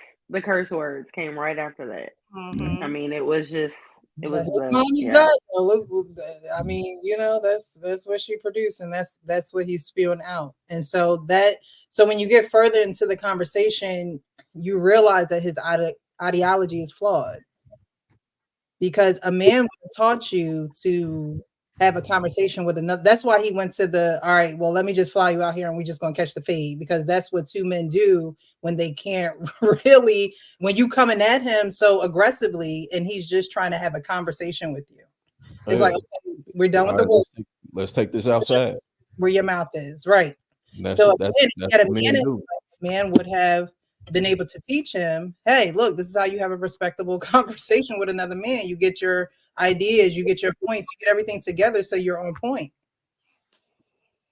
That's why I like when JR used to have the in-person podcast, because when he was having it, a lot of people didn't have that type of energy, because they knew at one point everybody's gonna buy tickets and go be together. Come on, man. Exactly. Hey. So you really gotta be on that shit whenever somebody come in your proximity. And that's what I said earlier. You know, a lot of people they get behind the screen and you tough titty, but in person, it's a tough titty. You know what I'm saying? I hear that in years. I never heard that. You haven't? Yeah, no, that's old. I got an old school lingo. Tough titty, that's like some new shit. Oh, you ain't It's never an heard old tough term. titty? I don't know if that usually means like before my time.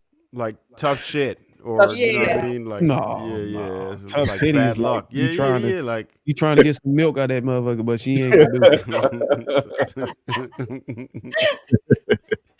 I bet. Make sure you hit the like button. Also, make sure y'all subscribe to the channel. Give everybody a follow and support what they got going on. And we are out, man. I'm gonna go ahead.